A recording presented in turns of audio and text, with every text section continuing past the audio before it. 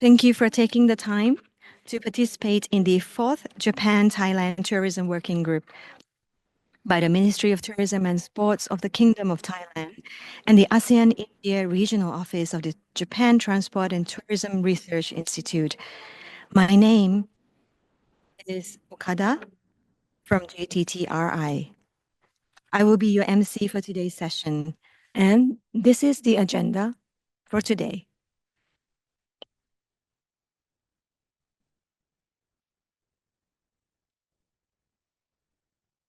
So, first, we would like to invite Mr. Okuda Tetsuya, President for International Affairs and President of JTTRI-AIRO.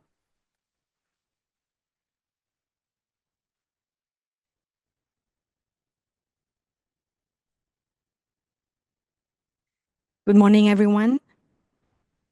My name is Okuda, and I serve as the President for International Affairs of the Japan Transport and Tourism Research Institute, JTTRI, and the President of the ASEAN-India Regional Office, JTTRI-AIRO. As co-chair of this working group, I would like to offer a few words to mark the opening of today's session.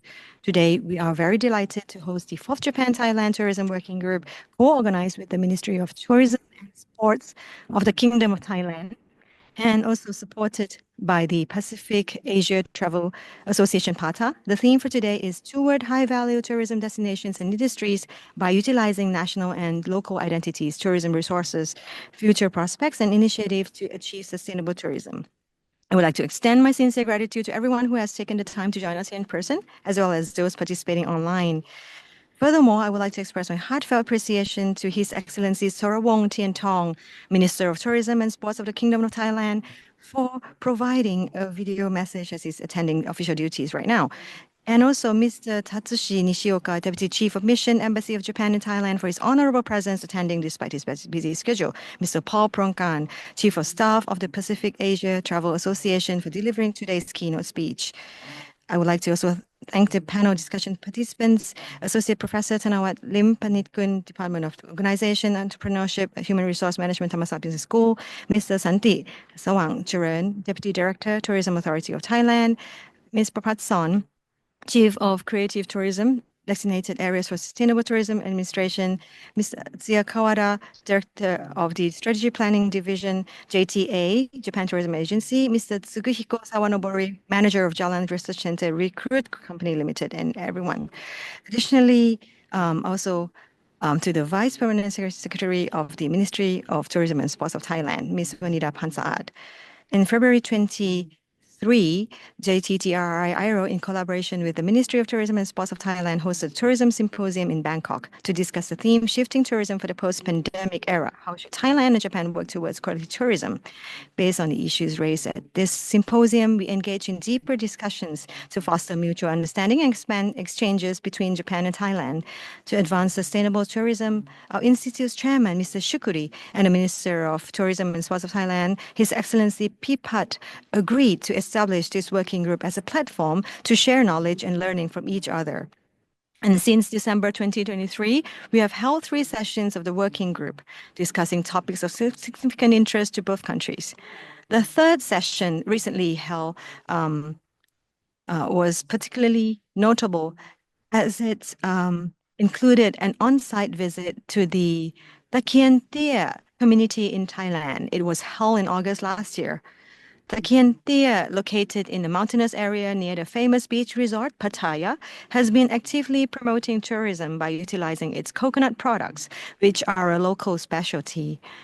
During a visit, we experienced coconut-based cuisine, natural dyeing, and disc golf as at a coconut plantation. We discussed also how the local community could take the lead in promoting community-driven tourism for self-sufficient regional development. At JTTRI, we are very delighted that today's 4th working group session will not only review just past discussions, but also expand the scope to ASEAN and South Asia, considering tourism trends and issues beyond Japan and Thailand. We really look forward to an active exchange of insights from tourism experts from both countries to help shape the future direction of this working group. Japan and Thailand share a long-standing and deeply rooted friendship that extends across politics, diplomacy, economy, trade, culture, and tourism. Strengthening this relationship further calls for deeper and also more extensive human and cultural exchanges. I sincerely hope that today's working group will help advance high-quality, sustainable tourism in both countries while also fostering deeper and broader people-to-people exchanges. Additionally, today's working group is honored to welcome representatives from ASEAN and other national tourism authorities. The challenges that Japan and Thailand face in achieving sustainable tourism are common issues, not only for our two countries, but also for ASEAN as a whole. We hope that our discussions today will contribute, even in a very small way, to the realization of high-quality, sustainability-conscious tourism across ASEAN. JTTRI and JTTRI-AIRO are committed to continuing collaboration and research in the transport and tourism sectors, working closely with ASEAN and South Asian nations. We will continue to strive for mutual development between these regions and Japan, strengthening our shared bonds. I sincerely appreciate your ongoing support and collaboration in activities of JTTI and JTTRI-AIRO. Thank you once again, and I look forward to engaging discussions today. Thank you very much, Mr. Okuda.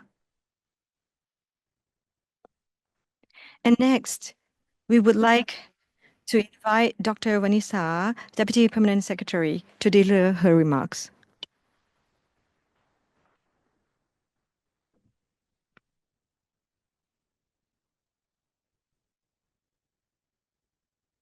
Good morning, Mr. Nishioka Tatsushi, Deputy Chief of Mission Minister and Permanent Representative of Japan to UN ESCAP Embassy of Japan in Thailand, Mr. Okuda Tetsuya, President of JTTRI-AIRO, as the co-chairman, Mr. Aphiwat Pryeongkan, keynote speaker from the Pacific Asia Tourism Association, PATA, Associate Professor Dr. Thanawat Limpanitgun, Moderator from the Thammasat Business School or the Faculty of Commerce and Accountancy, panelists from the Thai-Japanese Tourism Working Groups, the Thai-Japanese Tourism Working Group, and to all participants from different agencies, both at the meeting room and via the video conference. On behalf of the Ministry of Tourism and Sports, I would like to thank everyone for dedicating your valuable time joining the 4th Tourism Working Group between the Ministry of Tourism and Sports and JTTRI-AIRO today. Today's meeting is a continuance from the fact that the Ministry of Tourism and Sports and JTTRI-AIRO jointly established the Tourism Working Group to promote economic or technical cooperation on tourism between Thailand and Japan, focusing on exchange of knowledge and best practices from experts from both countries. It is accepted and evident that Thailand and Japan have unique cultural capital and abundant natural resources, both of which are important foundations for using their identities to attract and promote tourism, which will benefit the economic growth for Thailand and Japan. In the past, the working group organized meetings to discuss different key issues, especially the use of national identities to attract tourists and the development of community-based tourism, focusing on exchanging best practices and jointly extracting policy lessons learned from case studies of both countries. However, the current tourism industry is facing new challenges, which force both countries to adapt continuously. So the working group of both countries place importance on studying factors affecting tourism in order to analyze and exchange knowledge together, which will lead to sustainable tourism development. And today's meeting held under the theme toward high-value tourism destinations and industry by utilizing national and local identities. We will hear special lecture from representatives from the Pacific Asia Tourism Association, PATA, on tourism trends, tourist behavior, and value-added tourism, which will be useful knowledge for policymakers in relation to promotion of tourism in Thailand and Japan and member countries in Southeast Asian region. I sincerely hope that today's meeting will be beneficial to the development of tourism industry of both countries to have greater potential and competitiveness, focusing on promoting local identities, effective resource management, fair income distribution, and promoting community participation or engagement to lead to sustainable development. Now it is the right time. I would like to declare the opening of the fourth meeting of Tourism Working Group between the Ministry of Tourism, Sports, and JTTRI-AIRO. Thank you.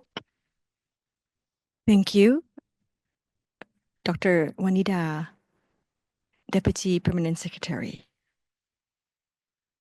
And I would like to introduce the attendees for today. First, His Excellency Mr. Sorawong Tiantong, Minister of Tourism and Sports.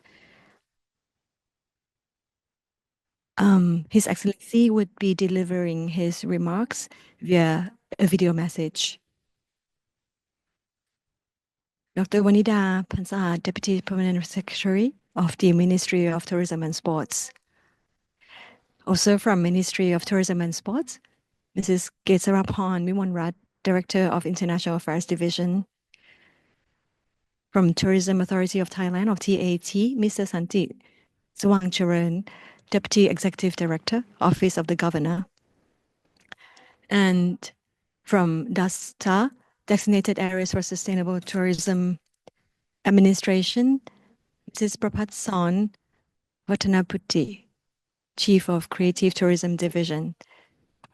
From Department of Tourism, Mr. Wirapat Chinapan, Tourism Service Development Expert, Acting Director of Tourism Professional Development Division. From TCEP, or Thailand Convention and Exhibition Bureau, Ms. Wanida Wantitrawong, Senior Manager, MICE Capabilities Development Department. And from Thailand Science Research and Innovation, TSRI, Dr. Natapong Pannoi, Strategic Agenda Team, Creative Economy.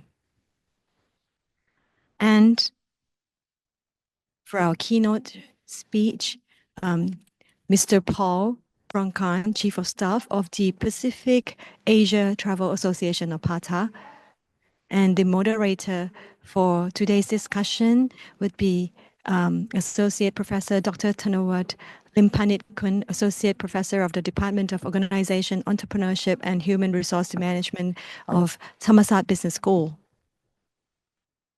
And next, participants from the Japan side, Mr.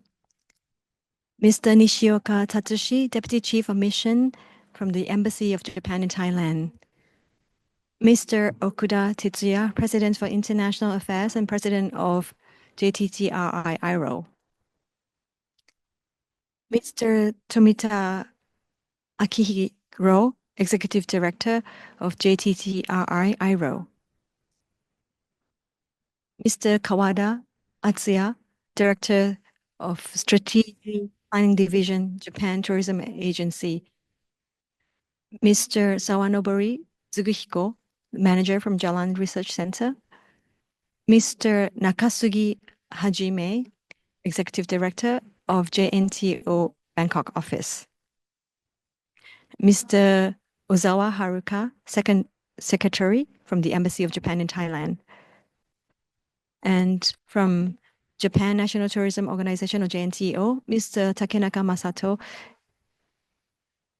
Due to urgent matters, he will not be present today. And would like to receive greetings from our guests of honor. Today, we are honored to have the Deputy Chief of Mission, Mr. Nishioka Tatsushi from the Embassy of Japan in Thailand, and also from His Excellency Mr. Sorawong Tiantong, So please, we would like to invite the Deputy Chief of Mission, Mr. Nishioka, on the stage.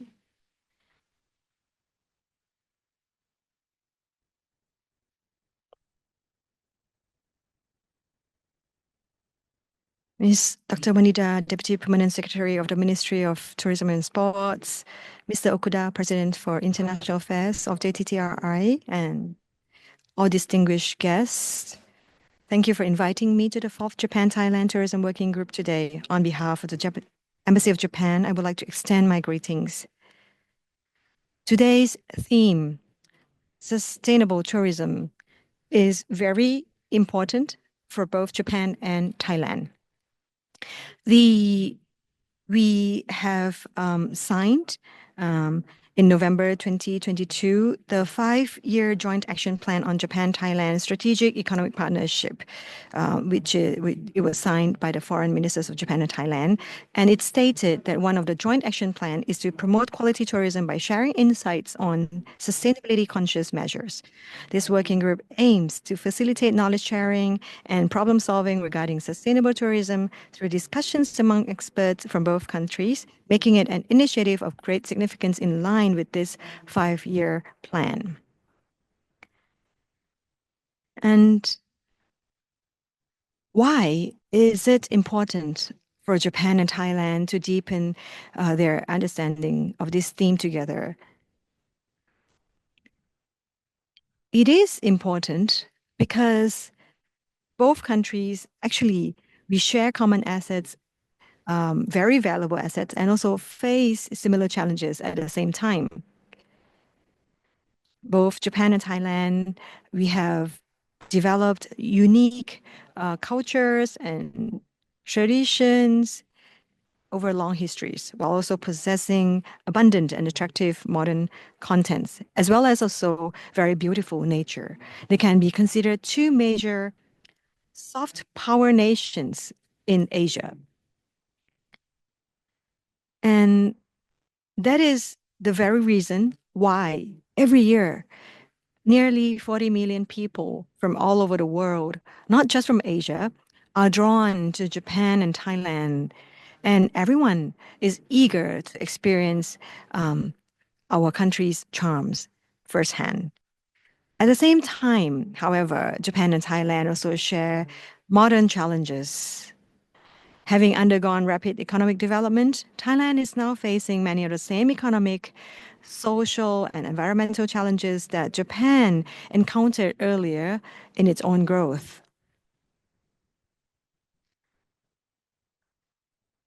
And today, both countries are learning from each other in various areas, including climate change, environmental issues, urban development, as well as national disasters, and the challenges of aging populations and declining birth rates.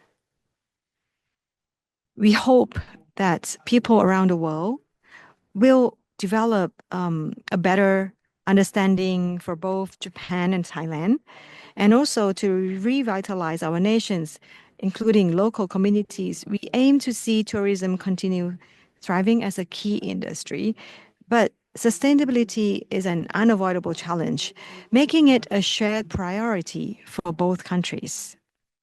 Therefore, Japan and Thailand are probably among the most valuable partners for learning from each other when discussing this very important theme. That is what I think. Well, I am very much looking forward for today's discussions, wishing the working group great success. I conclude my remarks. Thank you very much. Thank you, Mr. Nishioka.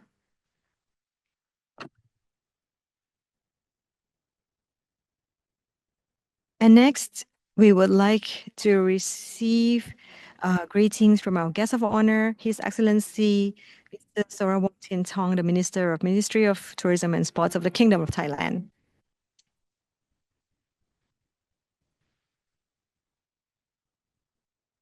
Honorable Mr. Nishioka Tatsushi, Deputy Chief of Mission and Minister Counselor Permanent Representative to SCAP, Embassy of Japan in Thailand, senior executive from the Ministry of Tourism and Sports, relevant agencies from Thailand and Japan, distinguished guests attending this event in person and online.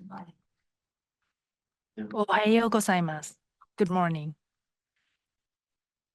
On behalf of the Ministry of Tourism and Sports, I am delighted and honored to welcome all of you to the fourth Tourism Working Group meeting today. I would also like to express my sincere appreciation for the continuous effort of relevant agencies from Thailand and Japan in fostering academic exchanges in tourism. Over the past year, there have been more than 3 such knowledge sharing meetings, reflecting the ongoing collaboration between the Ministry of Tourism and Sports and the Japan Transport and Tourism Research Institute, ASEAN-India Regional Office. I would like to highlight that Japanese tourists have always been a crucial market for Thailand. In 2024, over 1 million Japanese tourists visited Thailand, ranking the 18th among the top international tourist groups. This represented an increase of over 23% from the previous year. Such growth market share not only underscores the rising significance of the Japanese market, but also serves as a key factor driving Thailand's effort to enhance tourism standards and to meet the needs of such Japanese travelers. The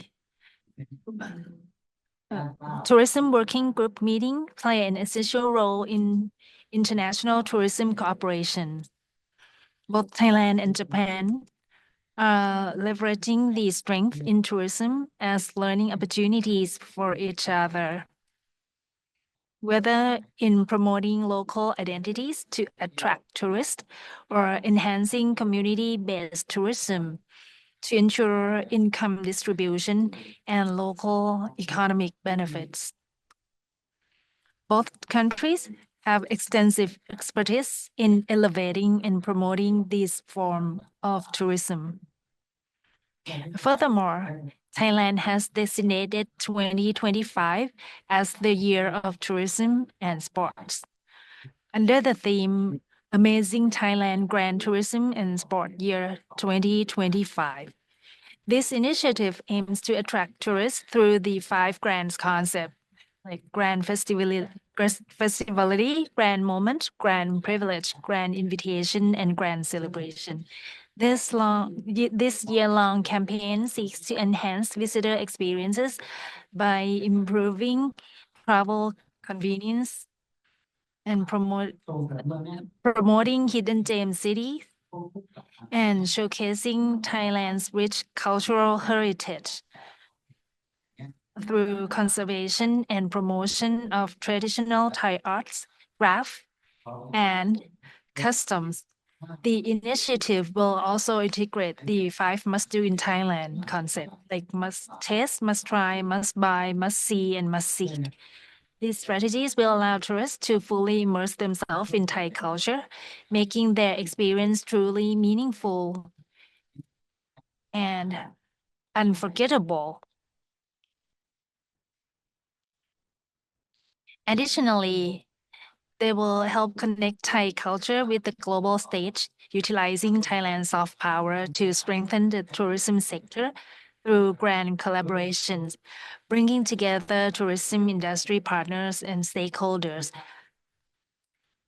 to drive Thailand's economy forward.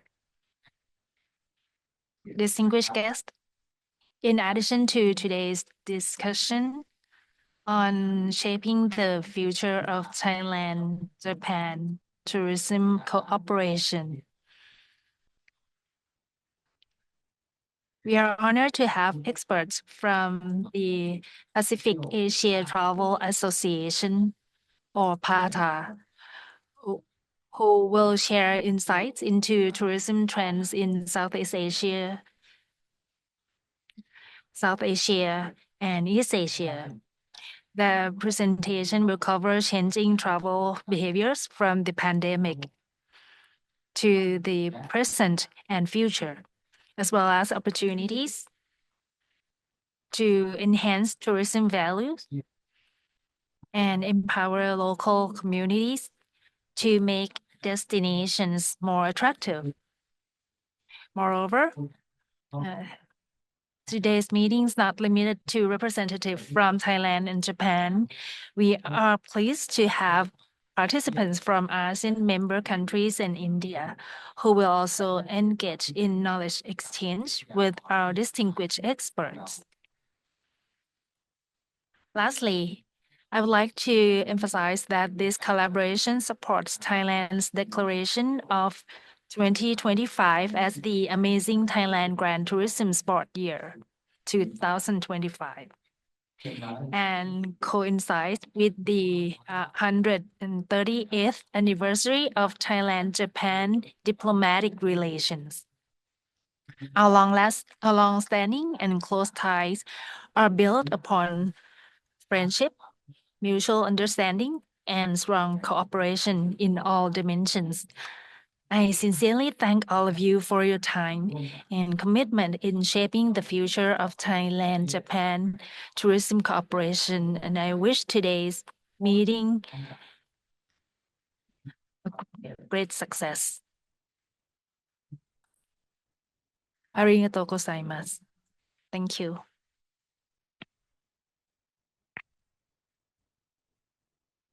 Thank you, His Excellency.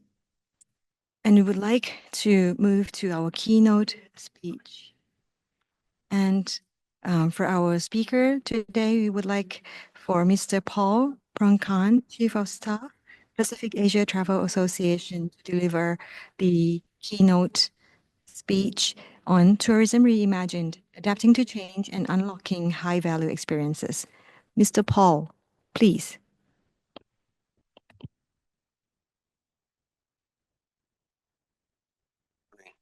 First, I'd like to take this opportunity to thank the Ministry of Tourism and Sports of Thailand, as well as JTTRI-AIRO for the invitation to speak here today. My name is Paul Prangkan. I am the Chief of Staff at the Pacific Asia Travel Association, otherwise known as PATA. Just a quick note about PATA. Our mission is to act as a catalyst for the responsible development of travel and tourism to, from, and within the Asia-Pacific region. We work with both the public and private sector to enhance the value and quality of travel and tourism within the region and beyond. So today I'm going to talk about tourism reimagined, adapting to change and unlocking high-value experiences. So first, let's talk about the current and future tourism trends in the region. And as we look at, first, I'd like to begin with the importance of travel and tourism just in Asia Pacific alone. So here's according to the World Travel and Tourism Council, you can see that travel and tourism contributions to GDP for the region before the pandemic was about 7.3%. However, I think it's important to look deeper at the data at a country level to have a better understanding of the importance of travel and tourism within the Asia Pacific region. For instance, in places like the Maldives, travel and tourism's contribution to their country's GDP is about 75%.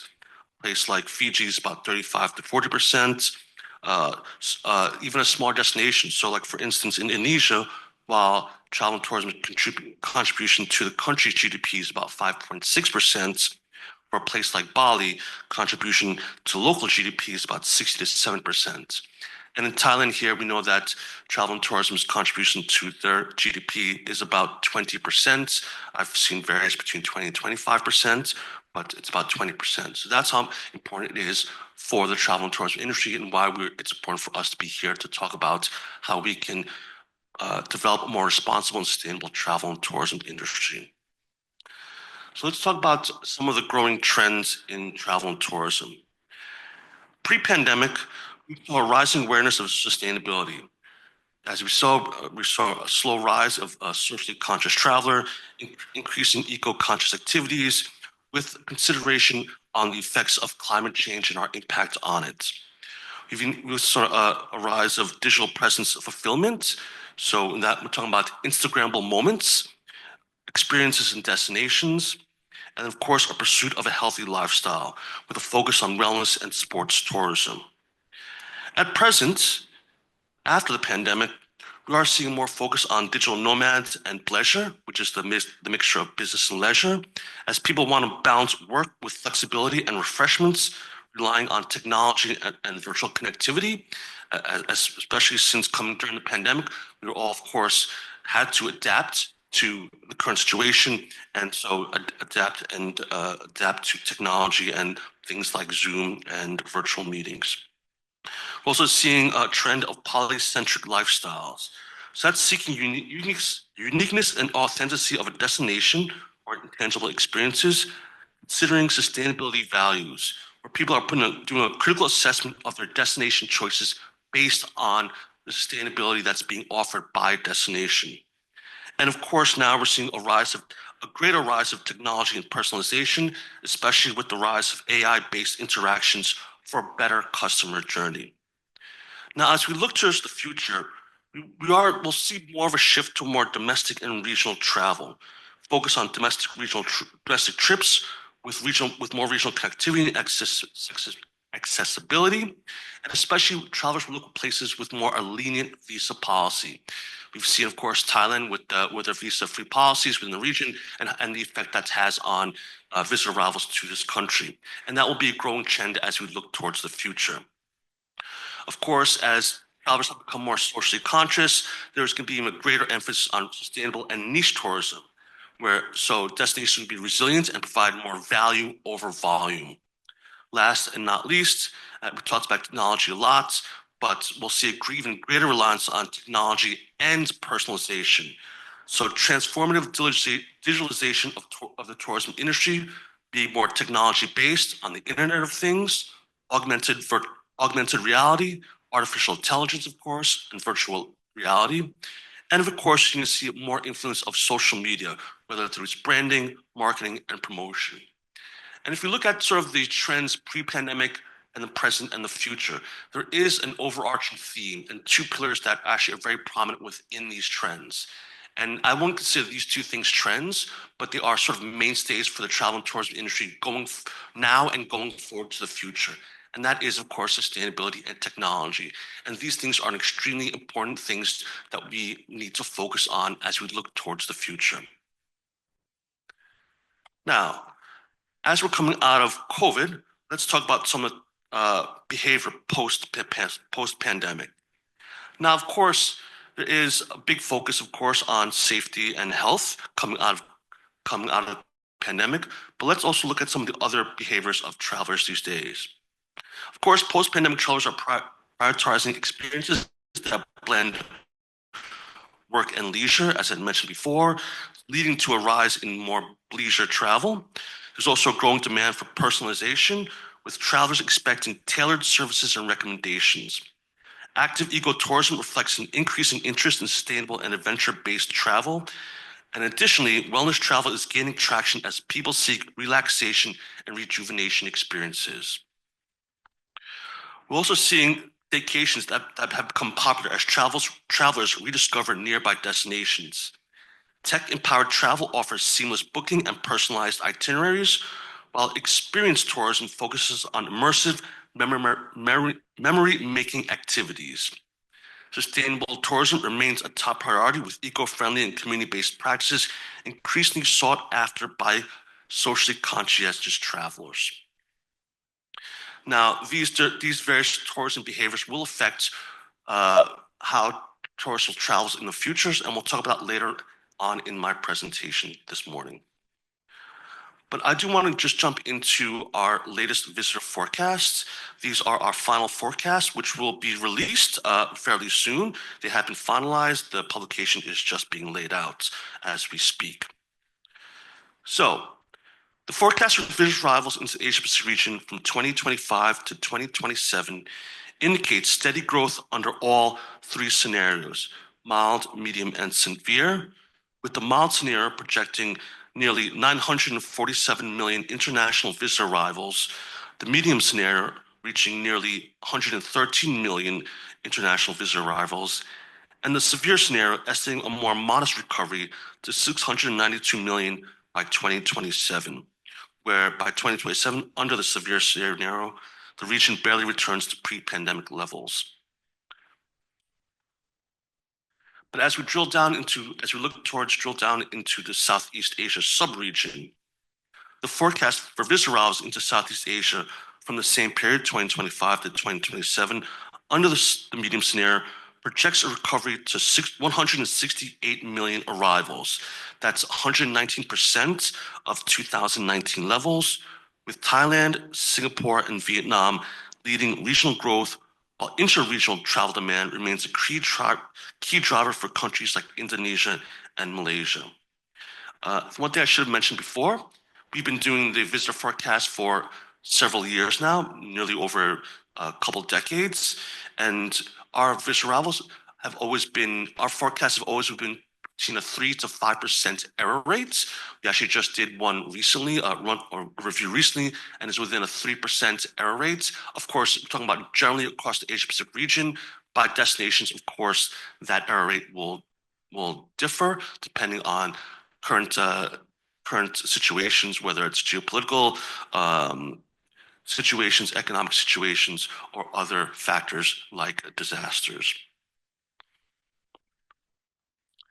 Now, let's jump into the forecast rankings into the Southeast Asia destinations.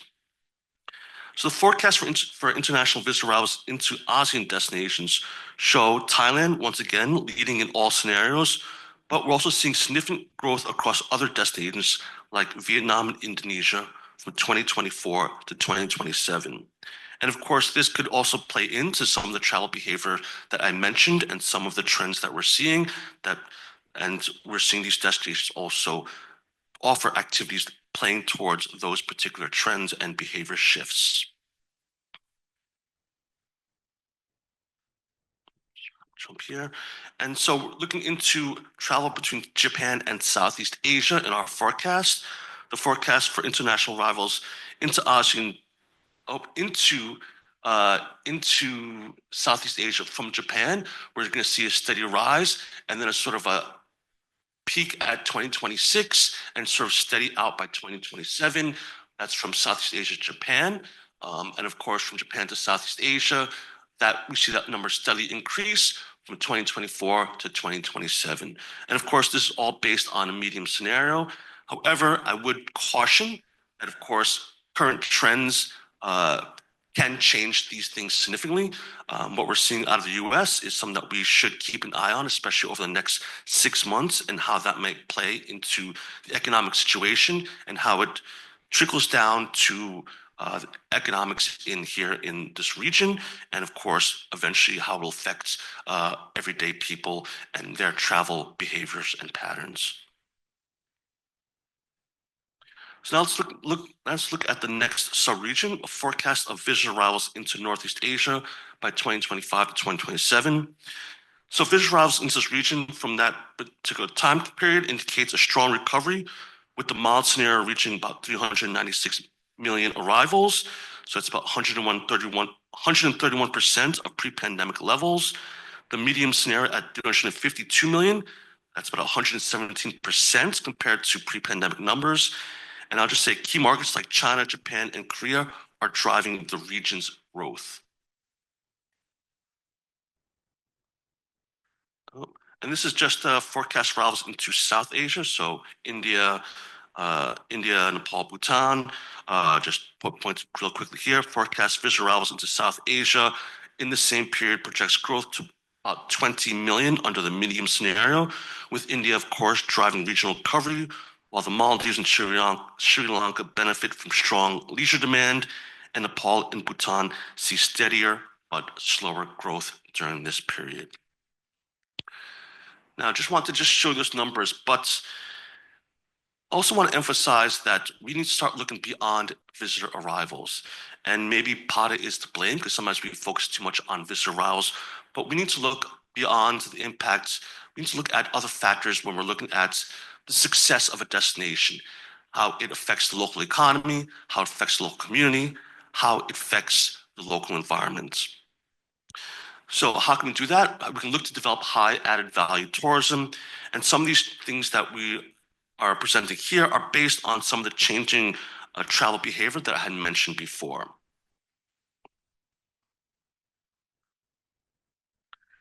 So some of the things that we can develop to sort of capitalize on the change in travel behaviors as well as the trends that we're seeing is to focus on various things, on various community-led experiences.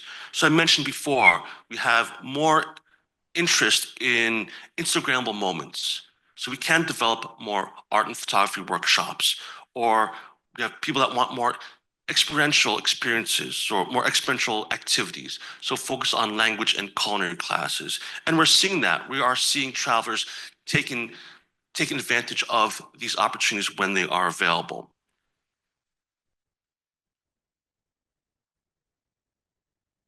We also can look to develop guided historical walks or heritage trails.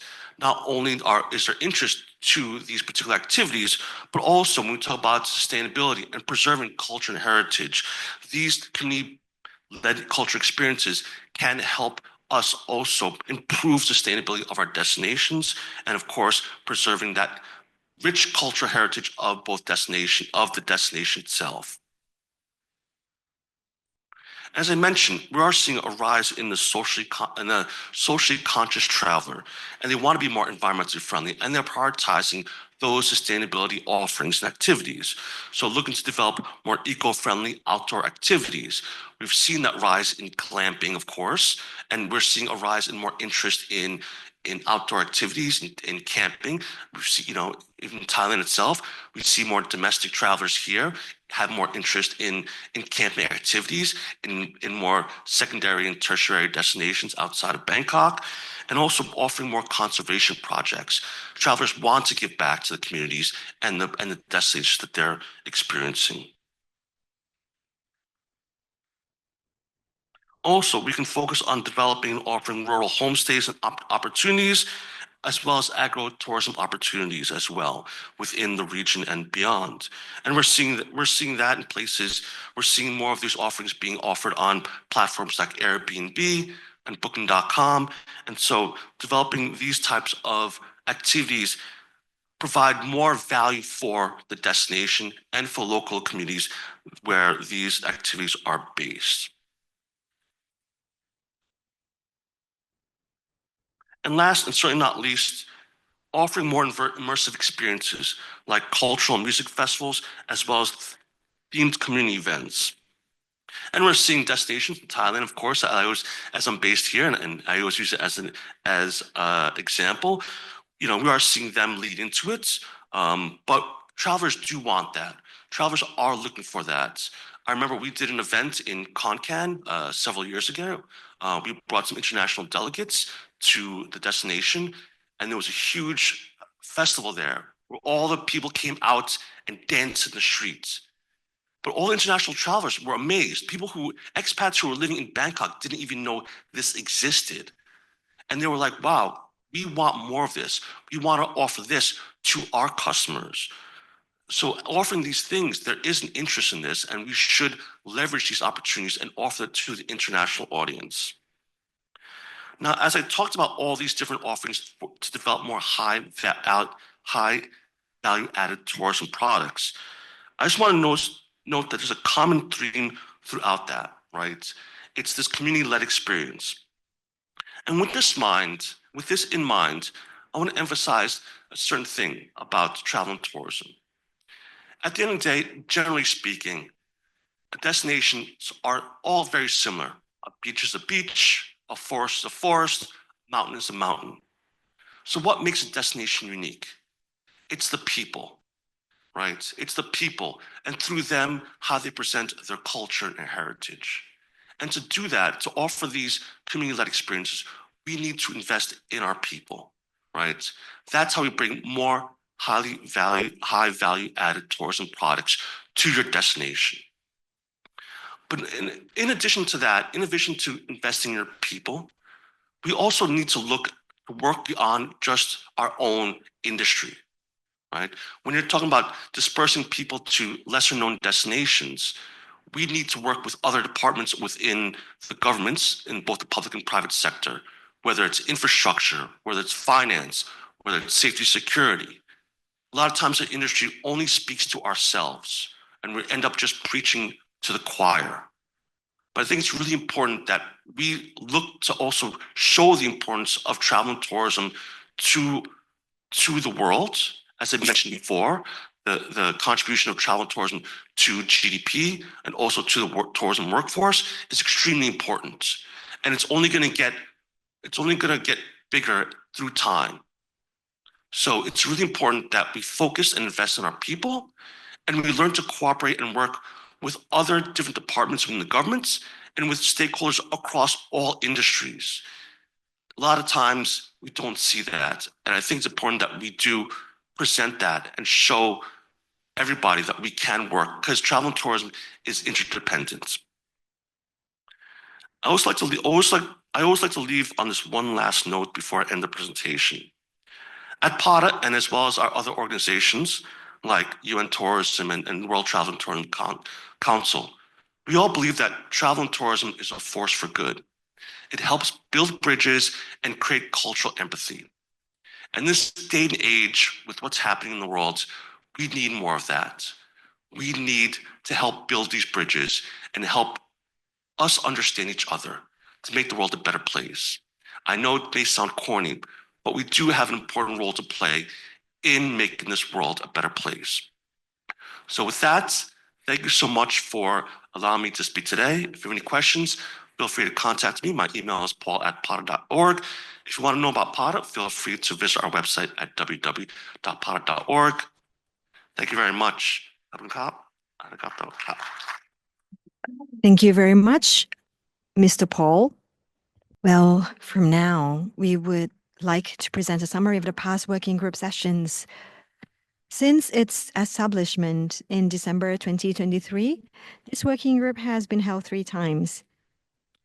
We will have an in-depth discussion today, led by Mr. Akihiro Tomita, Executive Director of the ASEAN-India office at the Japan Transport and Tourism Research Institute, who is representing the Japan side secretariat.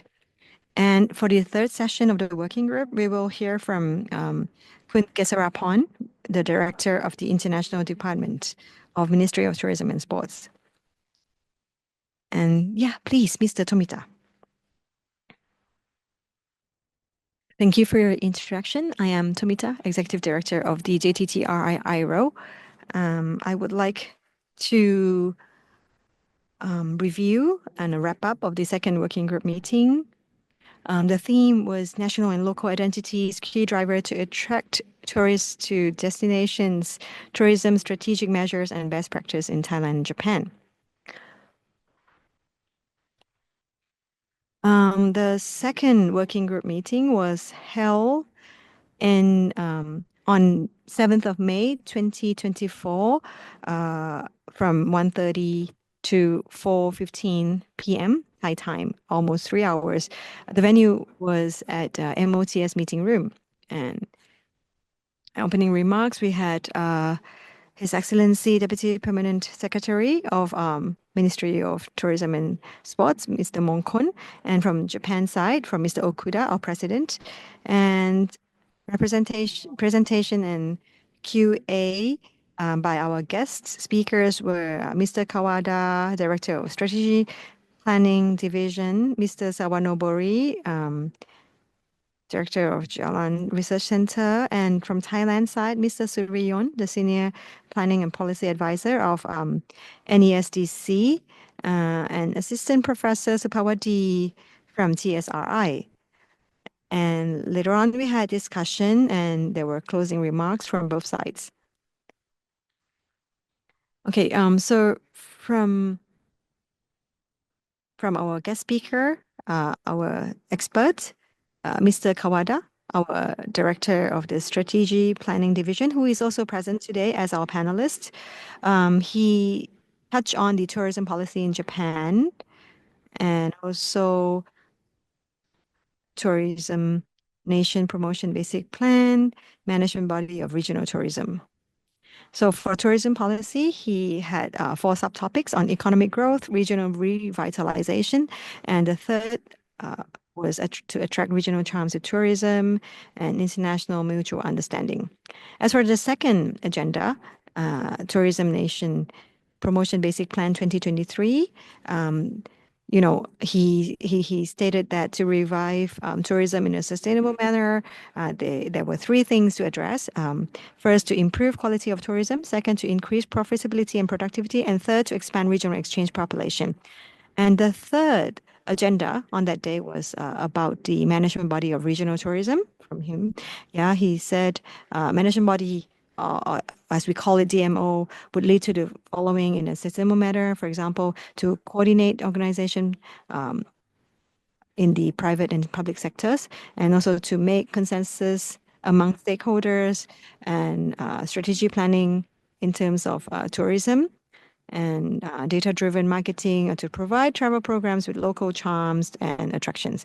And government should assist DMO's activities in order to attract people to the region. The second expert, Mr. Sawanobori from Jalan Research Center, his theme was on the 3 M's that was necessary to attract tourists to the regions. So the 3 main agenda from him was on DMA goals.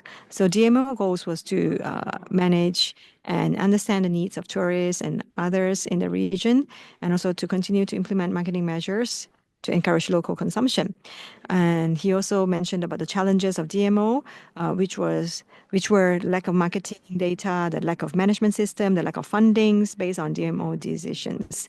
And for the 3 M's that DMO required, first M was marketing to match regional customer needs. The second M was the decision decision-making process that was cut across regional organizations. So we had to build up, establish structures to enhance these decision-making processes. And the third M was monetize. We need stable financing, which is self-reliant across medium to long term, which would help boost regional consumption. And the third expert was Mr. Surion from National Economic and Social Development Committee. He mentioned about 2 main themes on soft power strategy and tourism promotion. He said that, the key driver to attract tourists to destinations was to push forward the soft power strategy, because Thailand prioritizes the promotion of its national identities through proactive soft power policies. Like there were 11 focus areas. There was one family, one soft power, and Thailand Creative Content Agency. And in terms of tourism promotion,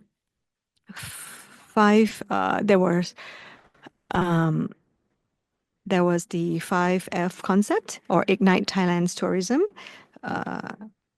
And then we want to establish Thailand as an ASEAN tourism hub.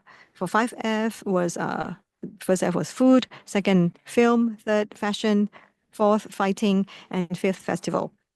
And we want to highlight the Thai uniqueness and charm in terms of igniting Thailand's tourism, also to develop key cities and interesting destinations, so that Thailand would become an ASEAN tourism hub and transform Thailand into a world-class hub.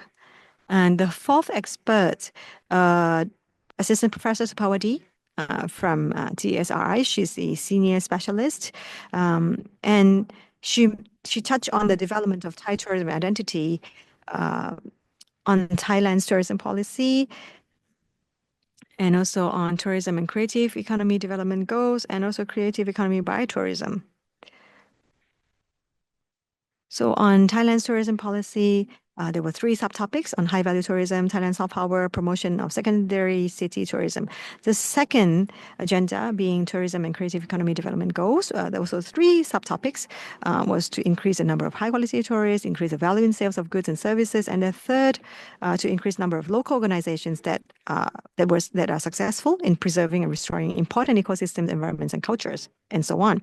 The third topic was on creative economy by tourism. We want to develop the food culture tourism. We want to increase competitiveness with metaverse technology, and also to have the world-class wellness industry, and also to create local economy into an international festival. There was this Chiang Mai festival that we particularly highlighted on, and we want to turn that into international festival. And also, lastly, to diffuse local income using train tourism. And at the wrap-up session, there were 5 main points, key takeaways. The first key takeaway was to use national and local identities, and we use regional uniqueness to create high value and attract visitors. We work strategically and continuously under the management body, or DMO, and also to ensure the quality of tourism services because of the declining birth rate and aging population. The second key takeaway would be the role of management body, which is to be responsible for regional tourism. We want to have the DMO leading regional management in a sustainable manner, and also the government should assist the DMO to launch activities and to attract people to the region. And also to create regional attractions and strategies should be done on a local or regional basis, and also the use of SNS for effective future sales capacity and promotional activities. The third key takeaway would be the impact of declining birth rates and aging population on competitiveness, creativity, and business. We want to ensure the quality of tourism services, and also to create high value by empowering elderly people, and also to empower youth skills, and also digital literacy and digital skills. And the fourth key takeaway would be, to try to decentralize as much as possible to the local community. We try to disperse or decentralize major events to local regions, and also scheduling without the limitation of visitors. And also we have the initiative to understand residents in terms of the importance of tourism to the country. The fifth key takeaway would be human resource development. This function would allow governments, regions, universities, and private companies, DMOs, to think together about the skills and positions that would be needed in the medium to long term. That would be the review of the second working group. Thank you very much. Thank you very much, Executive Director Tomita. Next, we would like to invite Ms. Kesaraporn, Director of International Department, Ministry of Tourism and Sports, on the stage. Dear Chairman, Cecilia, and Deputy Permanent Secretary to the Ministry of Transport and Tourism, and Vanida Pansa'at, and working group members and distinguished guests. And as for the third tourism working group meeting, it was held from the 26th to the 27th of August last year in Banglamung District, Chonburi Province. And Thailand hosted the third working group meeting, which took 2 days.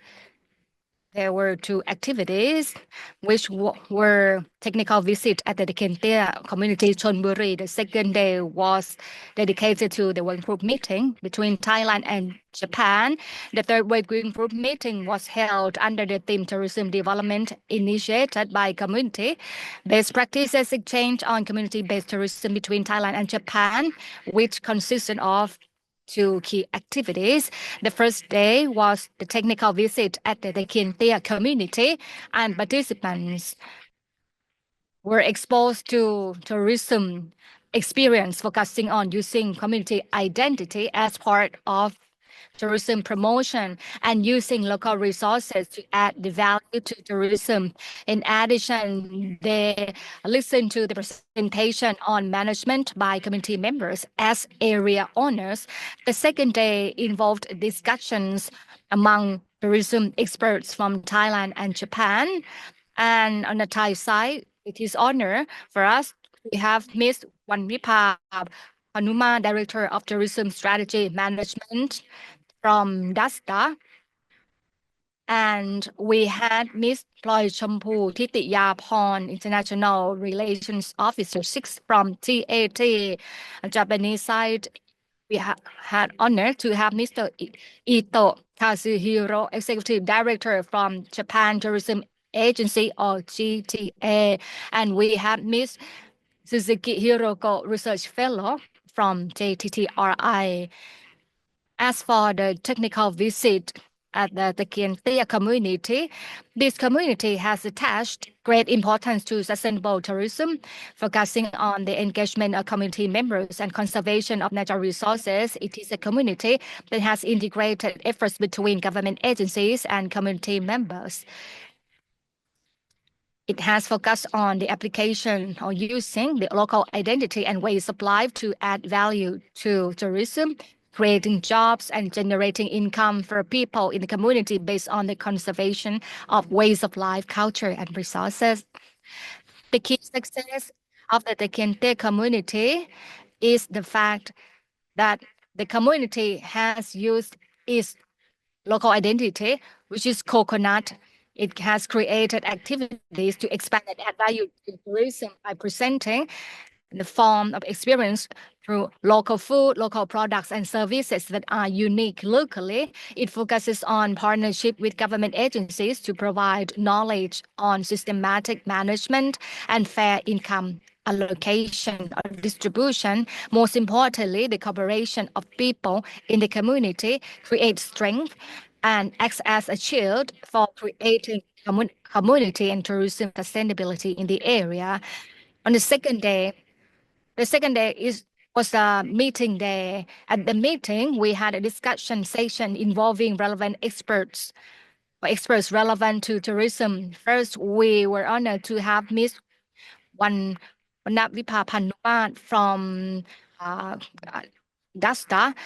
He presented the management of community-based tourism attractions, the role and responsibilities DASTA cover, develop and manage sustainable tourism areas, build capacity of organizations for sustainable tourist destination management, and develop creative community-based tourism. And DASTA has also created tools for community-based tourism development at the upstream, from surveys, community surveys, development, building capacity building, downstream market access by communities, and support for communities to achieve long-term sustainability with an emphasis on implementation of community-based tourism development plans based on sustainable management.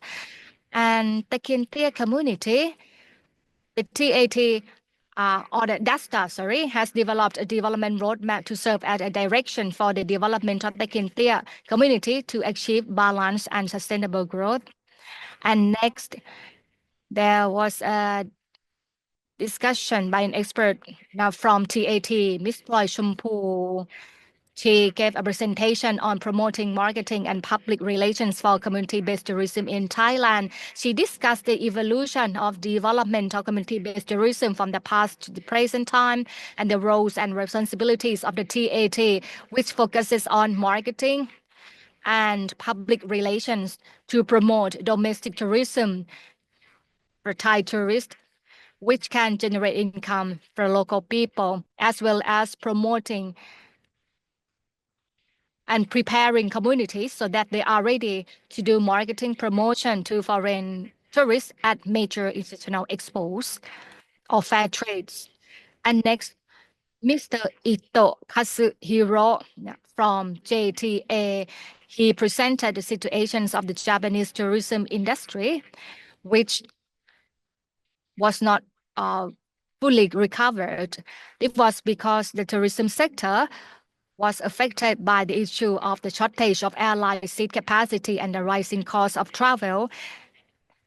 And the JTA business matching site platform was developed to create the value to tourism promotion in Japan, and it focused on promoting weekday travel and continue to develop the skills of tourism human resources.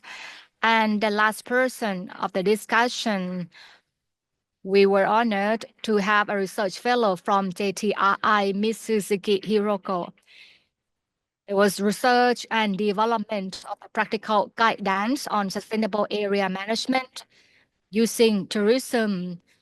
JTRI did it in collaboration with the United Nations World Organization, UN Tourism, and JTA. This practical guidance was used in the case study of Gifu Prefecture.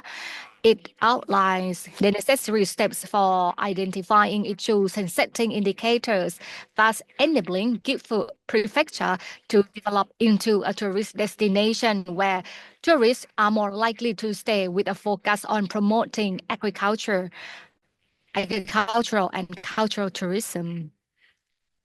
Next, we had a discussion.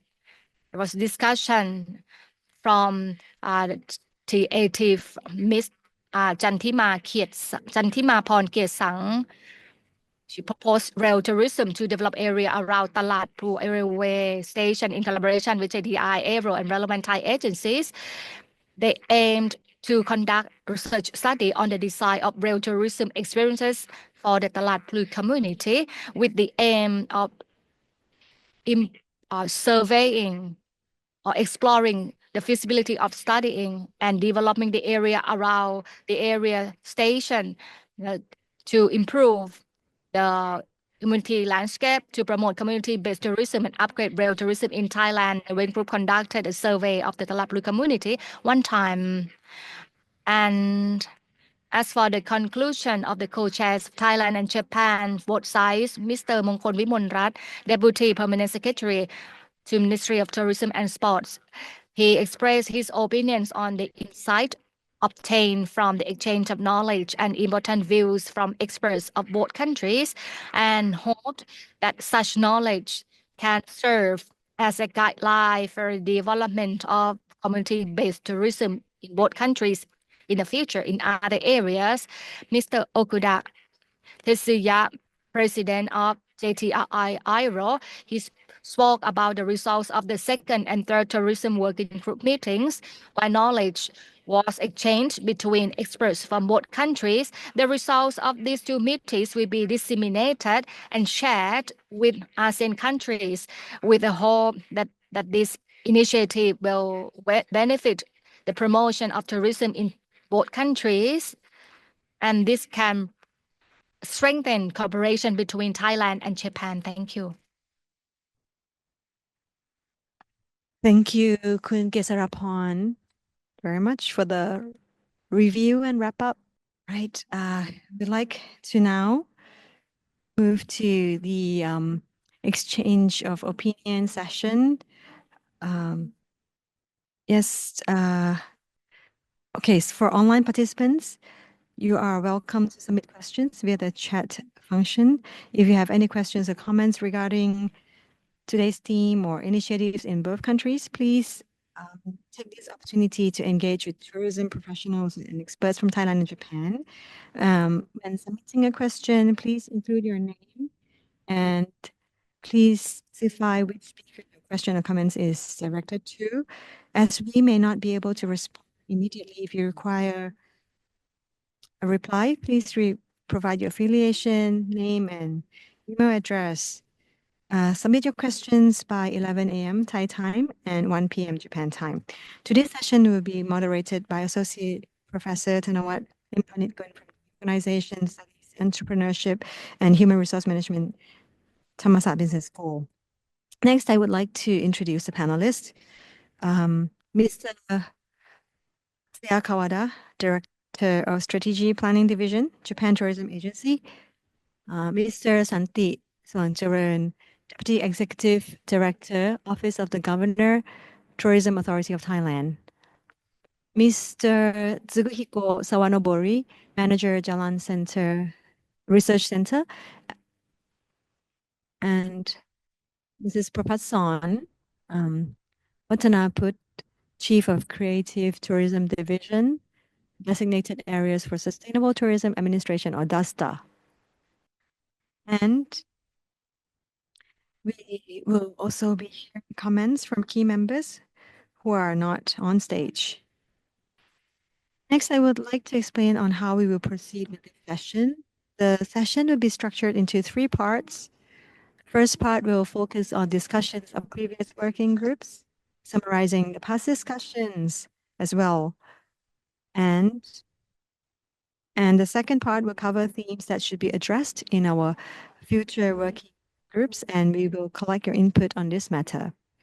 Finally, the last part, we will hold a Q&A session with questions from both the audience and online participants.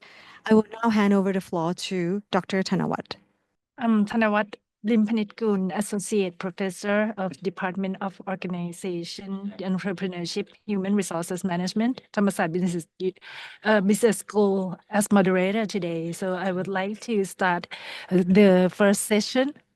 The first one is the hearing comments and the essence from the second and third meeting. In the second meeting, we focus on the national and local identities. And for the third meeting, we focus on the community or development CBT. Based on the meeting summary, I have seen many interesting points.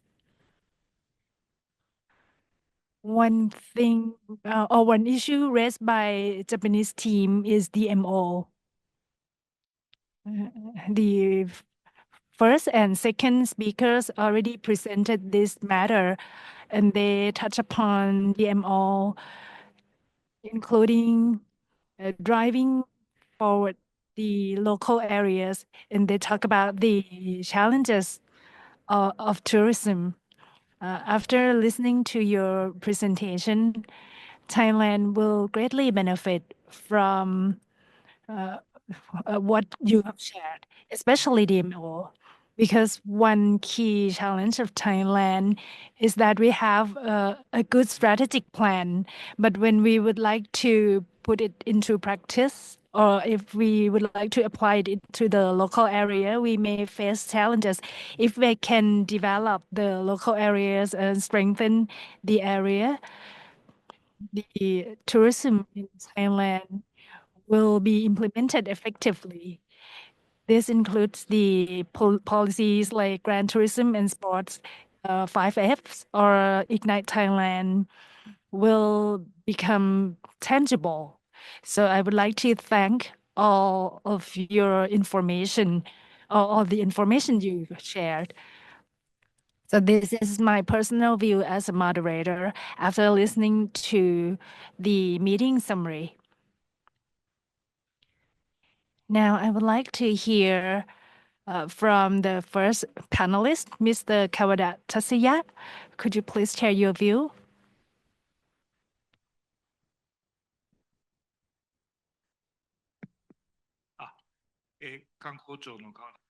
My name is Kawada. Just now, Mr. Tomita already wrapped up for me. Well, a year has passed. So about sustainable tourism, we try to revive tourism in a very sustainable manner. So this is the core theme for our working group. I think it really matches and aligns with what both countries are thinking. So last year, for the past year, Japan had the highest number of inbound travelers, visitors. And I think all the more we need to focus on how to promote sustainable tourism And as you can see, we have this circular diagram here. In the sense of Japan, we probably need to learn a lot from Thailand.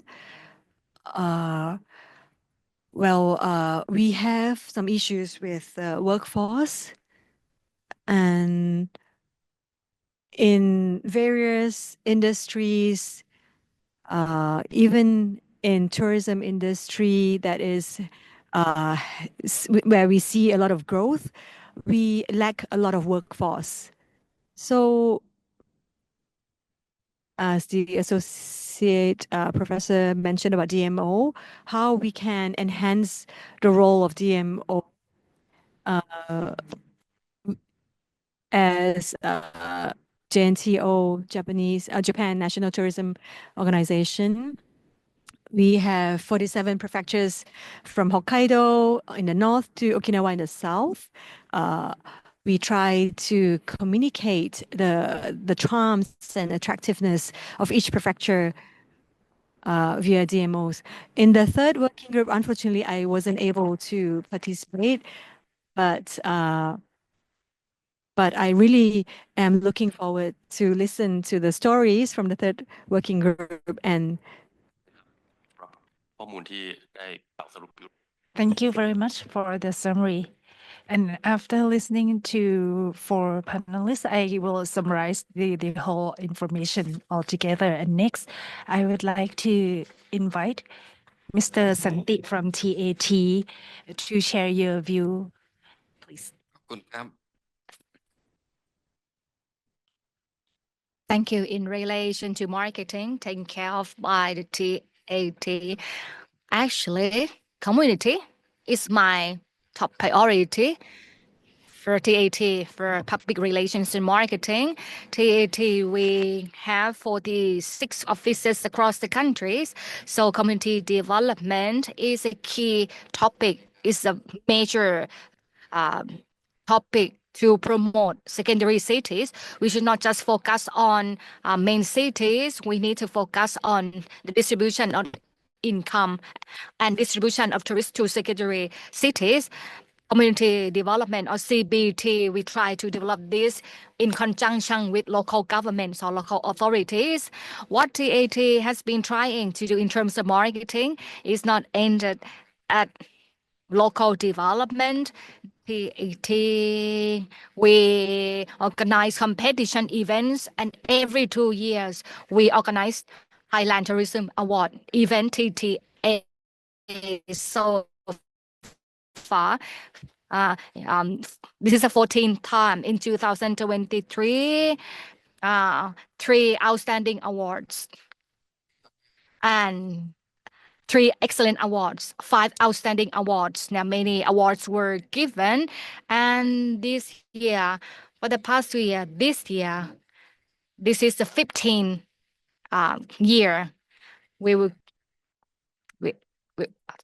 provide a lot of awards. Thailand Tourism Award. You can take a look at the information. This can help to improve or upgrade community-based tourism. This is not limited to Thailand. TAT, we will bring the top 5 premium products that can be sold internationally.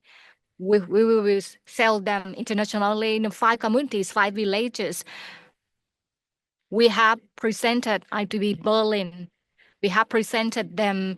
Now they are at ITB Berlin. 5 communities are there. They have been presented there. This is what the TAT has been trying to drive in terms of marketing. Actually, community is not limited to upcountry or other countries. Even in Bangkok, in the afternoon, we will bring you to Talat Po, linking to canal, waterways, rail, and food. And in the afternoon, we'll be exposed to that community because of time limitation. And the second thing we would like to see in terms of marketing is what we would like to see is hot spring. We would like to learn from Japan. We need to get know-how or knowledge from Japan a lot. And one thing that government agencies want to implement many countries in Southeast Asia is cruise. This is what we have been trying to develop. In 3 or 4 locations, you see cruise, but we have no home ports. There are no major ports that receive tourists. What TAT would like to see in terms of marketing is this, and in the future, we would like to see cruise tourism. I think this is another segment in which can benefit Thailand a lot. That is from me. Thank you very much, Mr. Santi, for this great point. And next, I would like to invite Mr. Savanoburi to share your view from the previous meetings. Thank you so much. So for me, this is for the second time discussion, we had discussed about the DMOs and other challenge about upcoming tourism trends. So where should we focus on? So what is important, who will lead the tourism is that the local and the region tourism. Why is that? Why? It's because the identity of the region and the locals is clear, and these are the identity that should be focused on the tourism industry.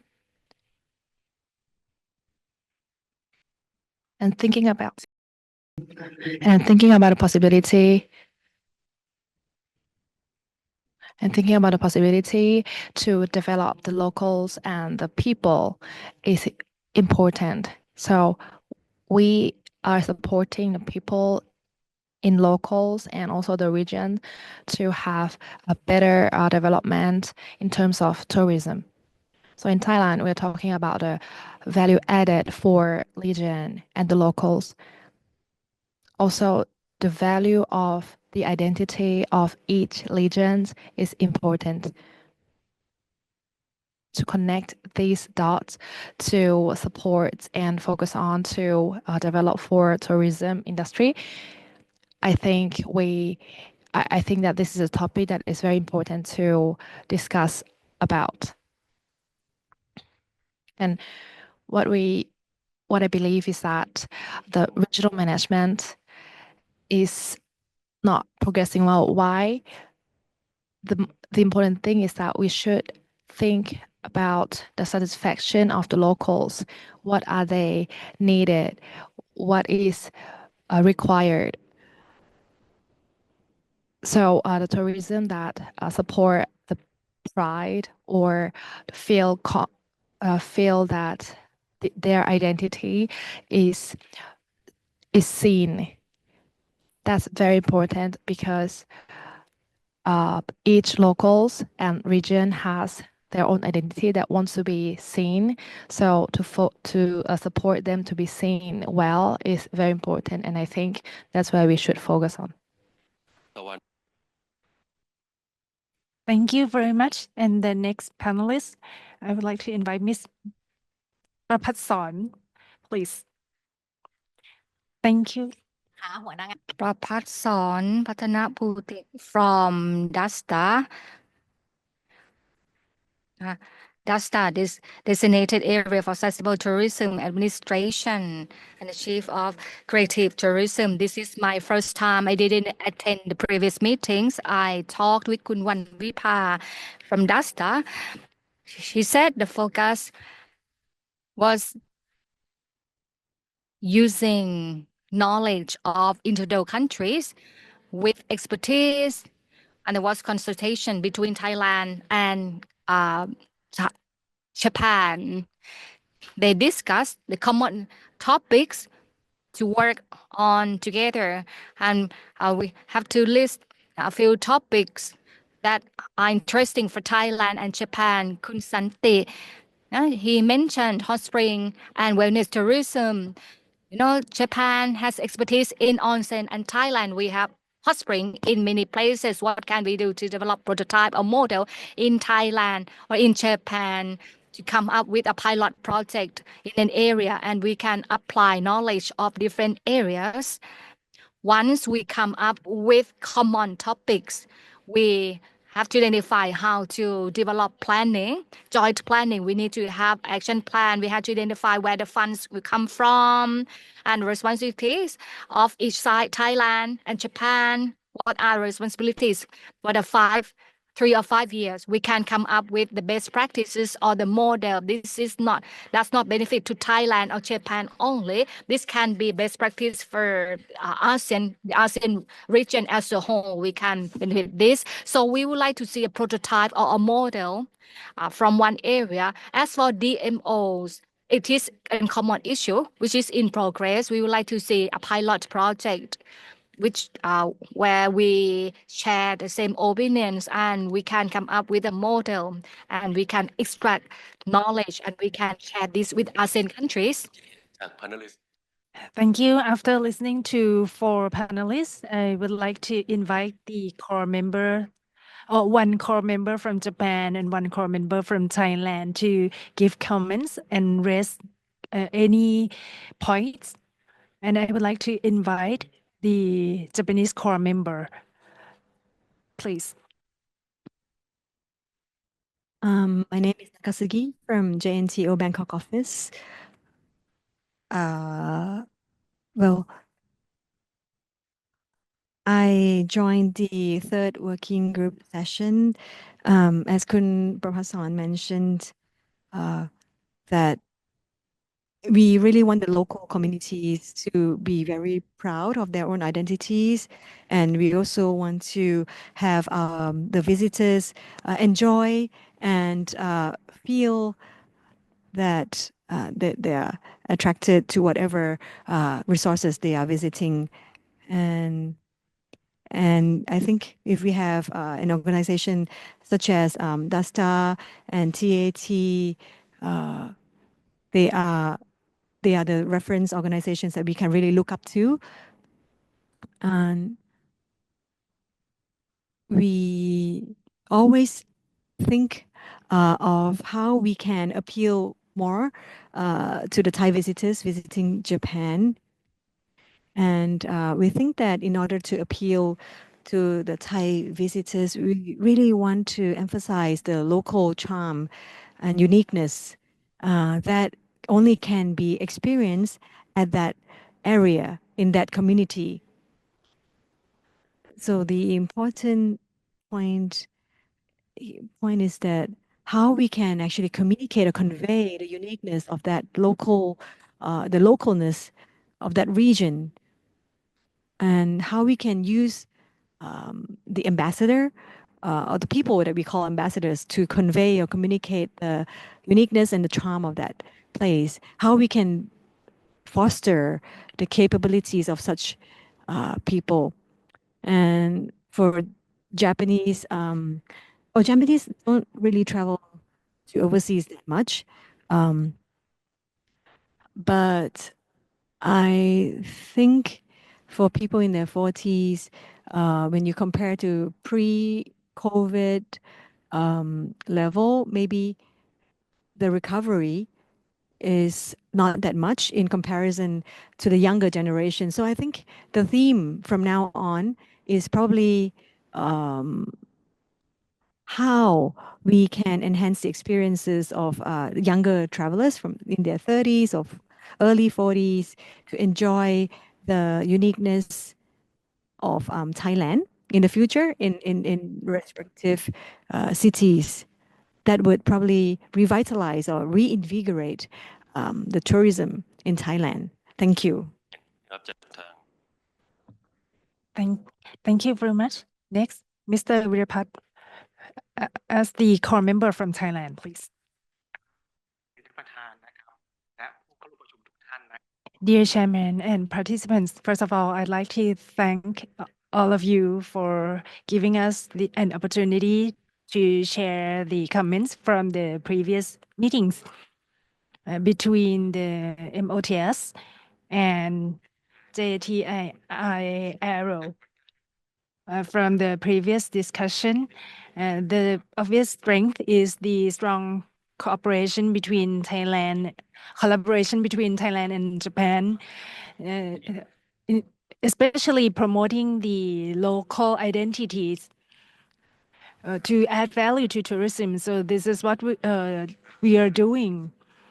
And we are developing the products and services by applying the Thai standard to upgrade the quality. Then we try to come up with the selling points to make sure that the products and services meet our standard.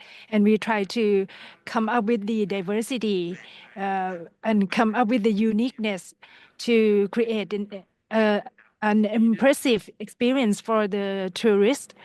And then we can scale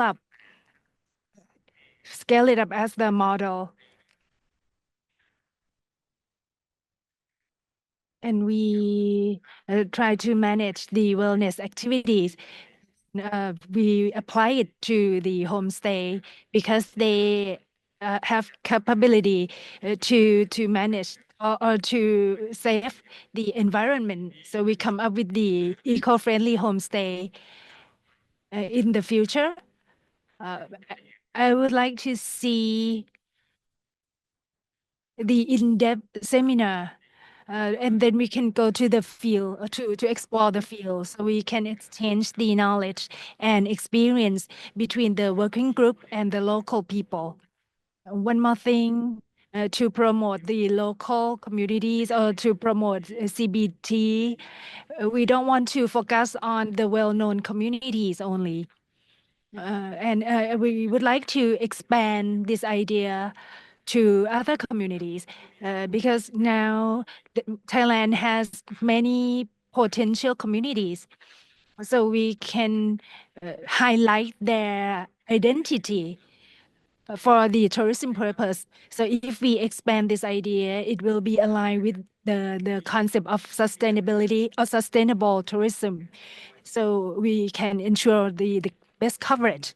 Thank you very much. After listening to all your comments, I think the collaboration between Thailand and Japan is very helpful because we can share the views, and a Japanese team said that they can learn about the working environment of those in the tourism industry. And one more thing is about CBT, and you have diverse views. Japanese team focus on the DMO. If DMO is strong, we can promote the CBT. And on Thai side, Mr. Santi pointed that when we go to the field, we have to work with the locals, but we need to give some incentive to the communities as well. This may be an award, not the money or monetary incentive, and they may have a chance to learn from overseas. And two more points. One point is from Dasta, which is very interesting. You talk about the model. If we can come up with a success model, we can drive forward the idea, or we can scale up the idea. And one point from the core member is to go to the field. Then we can talk to the locals and study the identity of the communities. In the afternoon, we will go to the field as well, or to the Talat Plu. So this is my summary for the first session. Next, I would like to move to the second session, which is the discussion of the topic of interest, or the topic that the Japanese team and Thai team can exchange. And we are open to topics of your interest. But from what we have learned and from a key speaker, the tourists prefers the new experience, and they focus on the wellness and sustainability based on the tourist behavior. I can come up with two key themes, which can be a dummy. The first one is wellness tourism. In Japan, I think Japan is famous for hot spring or onsen, and for Thailand, we have hot spring as well. And the DOT plan to come up with the hot spring in 3 provinces, in Krabi, Phang Nga, and Ranong. So this can be the theme we can discuss. And we can apply Japanese know-how to help us develop the hot spring. And besides the hot spring, the wellness tourism can include the new experience. I think normally people have to pack and travel along. And but for this one, we will focus on cruise tourism, and we can have the experience to taste the food, to shop, take photo, and enjoy the entertainment. So this is the new experience for the tourist. But we won't limit to these 2 topics. We can talk about the low carbon, which can serve the need for sustainability or any other types of tourism. But I propose only 2 topics for now, and I would like to hear from the panelists. Let me start from Kun Prapatsarn. And could you please share your view on this topic, please? My name is Prapatsarn, and for the second round, I would like to share my view on how to add the value of tourism, and we will focus on community-based tourism or CBT. DASTA has worked or has been promoting on this issue, and we are under the supervision of MOTS. On the left side is our logo, and we focus on empowering community, and we try to upgrade the community to meet the CBT standard. And once they meet the standard, we transfer them to the DOT. And once the communities understand the tourism and they're ready to provide service, we will come up with the creative tourism to add the value. We can transfer and we can bring the premium local experience. So we will see how the creative tourism can add value. Creative tourism will bring 5 values, which are the local way of life. So it can bring the benefit. And we try to convert the local way of life into the tourist activities. Then people can have a place to create their work. Then I can give you some example. On this graph, you can see the progression of economic value from the creative economy. So we have 2 sides, which are differentiation and price. And we will invest in people or in local people on that place, and you can see what will happen from the coconut, which costs $1, and if we turn it into coconut milk, will cost $2. If we cooked it, it will cost $3. But if we come up with a cooking class and inviting the tourists to join the cooking class, it will cost $15. But if we take them to take the take them to learn about the local way of life, and it will cost $30. But if we come up with the gastronomy tourism from farm to fork or farm to table, then the tourists can learn about the coconut in Thailand. And why do the local people have why does their life or why do they live close to the coconut? Then they can set up the table together and learn the whole process. Then we can sell the program at $50, which takes about 50 days. After this, they may go to the coconut spa, or they can buy the coconut souvenir like soap, or they can even take the coconut tree back home. And we can transport the coconut tree to their place. So this can add the value to tourism.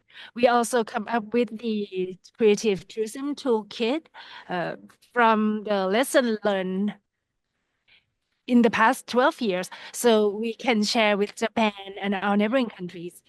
Now let's look at the case study in Sukhothai province, which is our special area. Sukhothai is famous for Sankarok ceramic. That's why we can bring the tourist experience so they can learn how to make the Sankarok, or even the fish pattern on Sankarok ceramic. We can apply this pattern and draw it on the fabric. Then the tourists can get the pattern back home.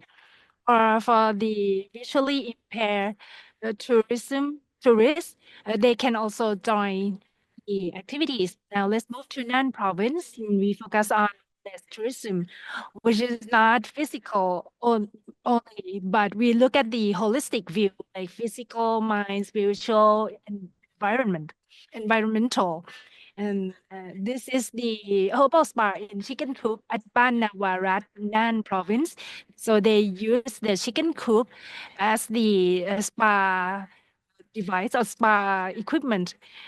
They also provide Thai massage service, and the tourists can enjoy the good food together. Lastly, I would like to give you the materials, for example, creative, which is in the creative tourism toolkit, and the latest one is CBT carbon neutral. So I would like to leave this to you. Thank you very much, Ms. Prapasan. It's very clear and your points are very interesting. Next, I would like to invite Mr. Salvador Buri to share your view, please. Thank you. Well, when you think about the future, I think this is a theme that is quite interesting, the onsen theme in Japan.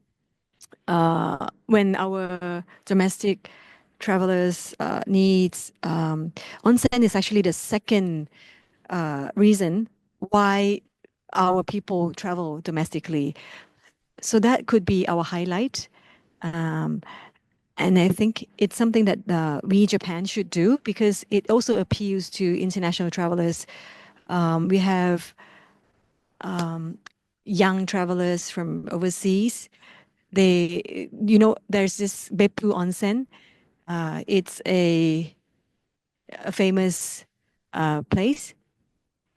And you can actually travel longer term while experiencing onsen, our hot springs, and you also, fulfill yourself spiritually, mentally, physically, and this has become all the more popular amongst younger travelers. But actually, it is the recent trends for younger travelers. But this kind of traveling style has been enrooted for the older generation, and we want them to experience onsen, to feel energized, revitalized.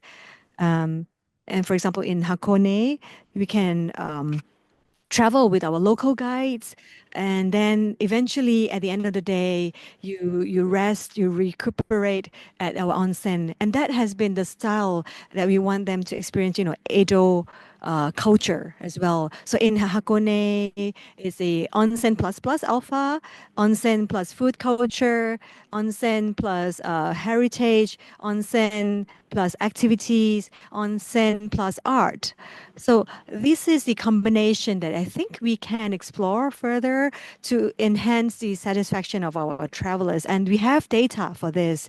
It might be some hints for research, for further research. Another thing I want to touch on would be the human resources in the tourism sector. We want our tourism personnel or human resources to be also very active. For people who are born in the local communities, they could be the ambassadors so that they can appeal or communicate to the other people. And that would be more sustainable, I think. Thank you. Next, I would like to hear from the TAT representative, please. Thank you very much. For TAT in the future, I would like to touch on 2 topics. For communities or community-based tourism, it was mentioned by Dasta, and she already mentioned about the hot spring. For us, we would like to see the cruise tourism, but TAT is not directly responsible for that, but we are ready to do the marketing for this topic.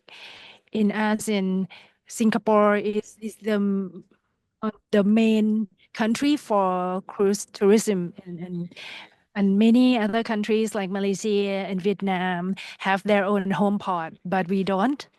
That's why the cruise needs to park or to embark across the shore, and people needs and the passengers needs to travel in the smaller boat to the shore to Thailand, and it takes quite some time. Economically, I think this idea will or the local people will benefit from the cruise tourism because these tourists are the quality travelers.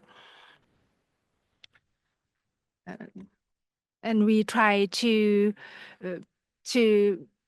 welcome this group or this segment, and sometimes and once in a while this cruise visit Klong Tei and Lam Chabang port, and normally this port focus on shipping or cargo port, but in the south we have the ports in Phuket and Samui, but they are not the major port because they are also cargo ports. I think the Hai Dai has the potential for the cruise tourism, and I went with the Singaporean representative to see if we are ready to go forward to this segment, because this will so we can come up with a new segment, and we are at the downstream now, but if possible, I think this will be the key segment that we would like to focus on. Thank you very much for your proposal. And I would like to hear from the next panelist, Mr. Kawada, please.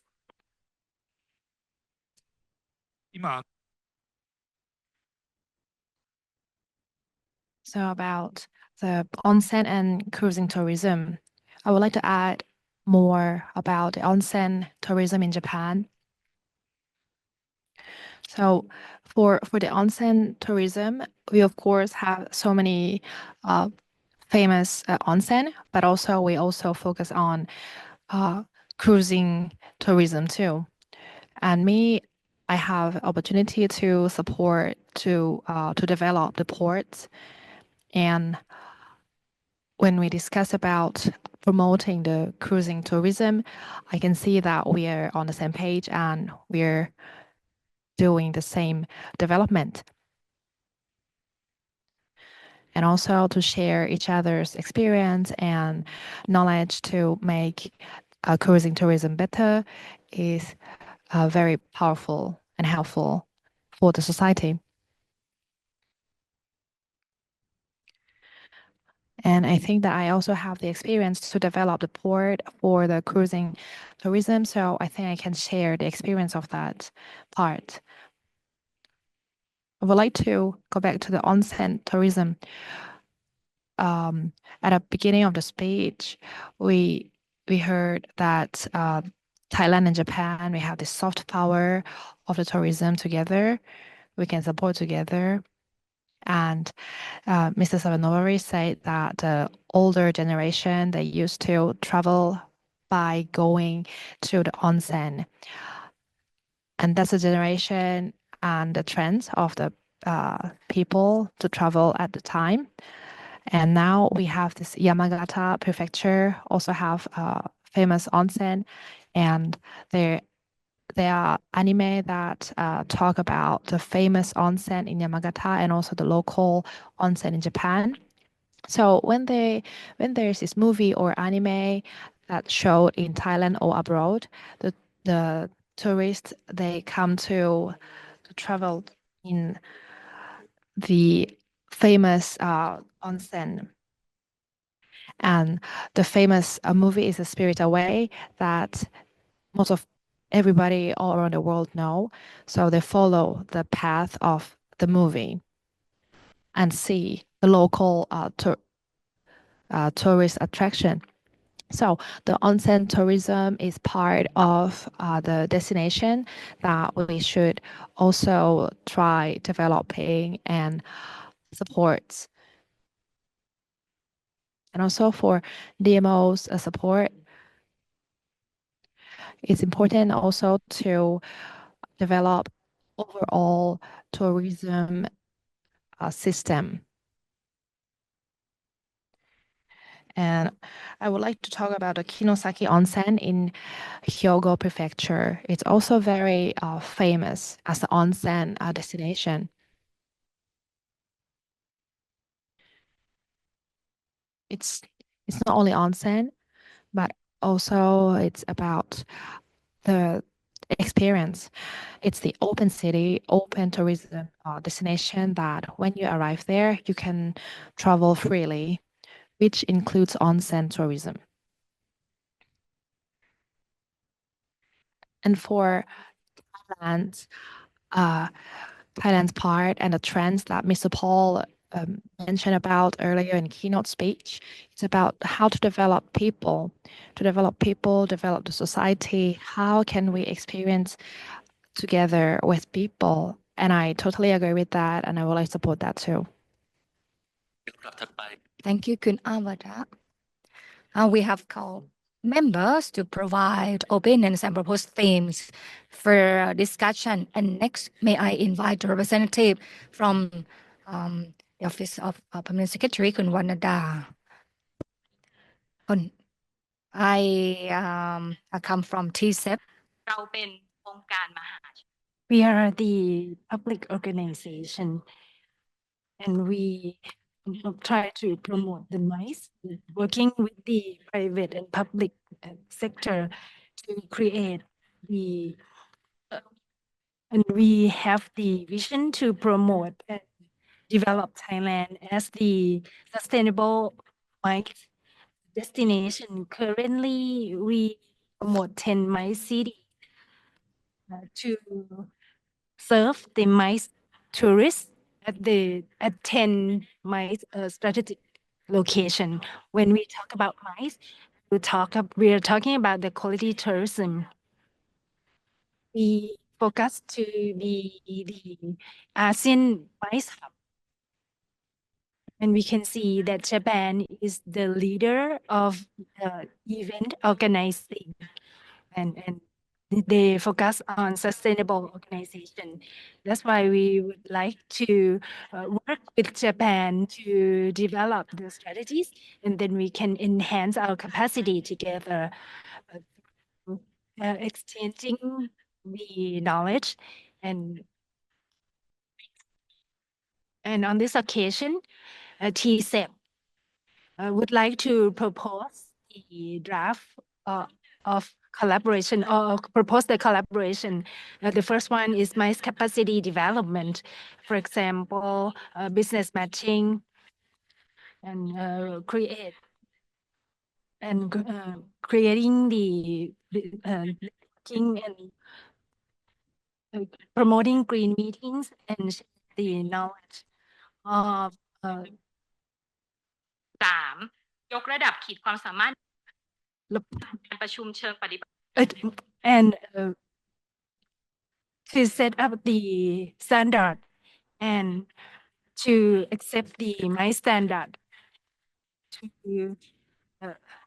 learning through education shift and prep and fourth promoting the soft power knowledge sharing to promote MICE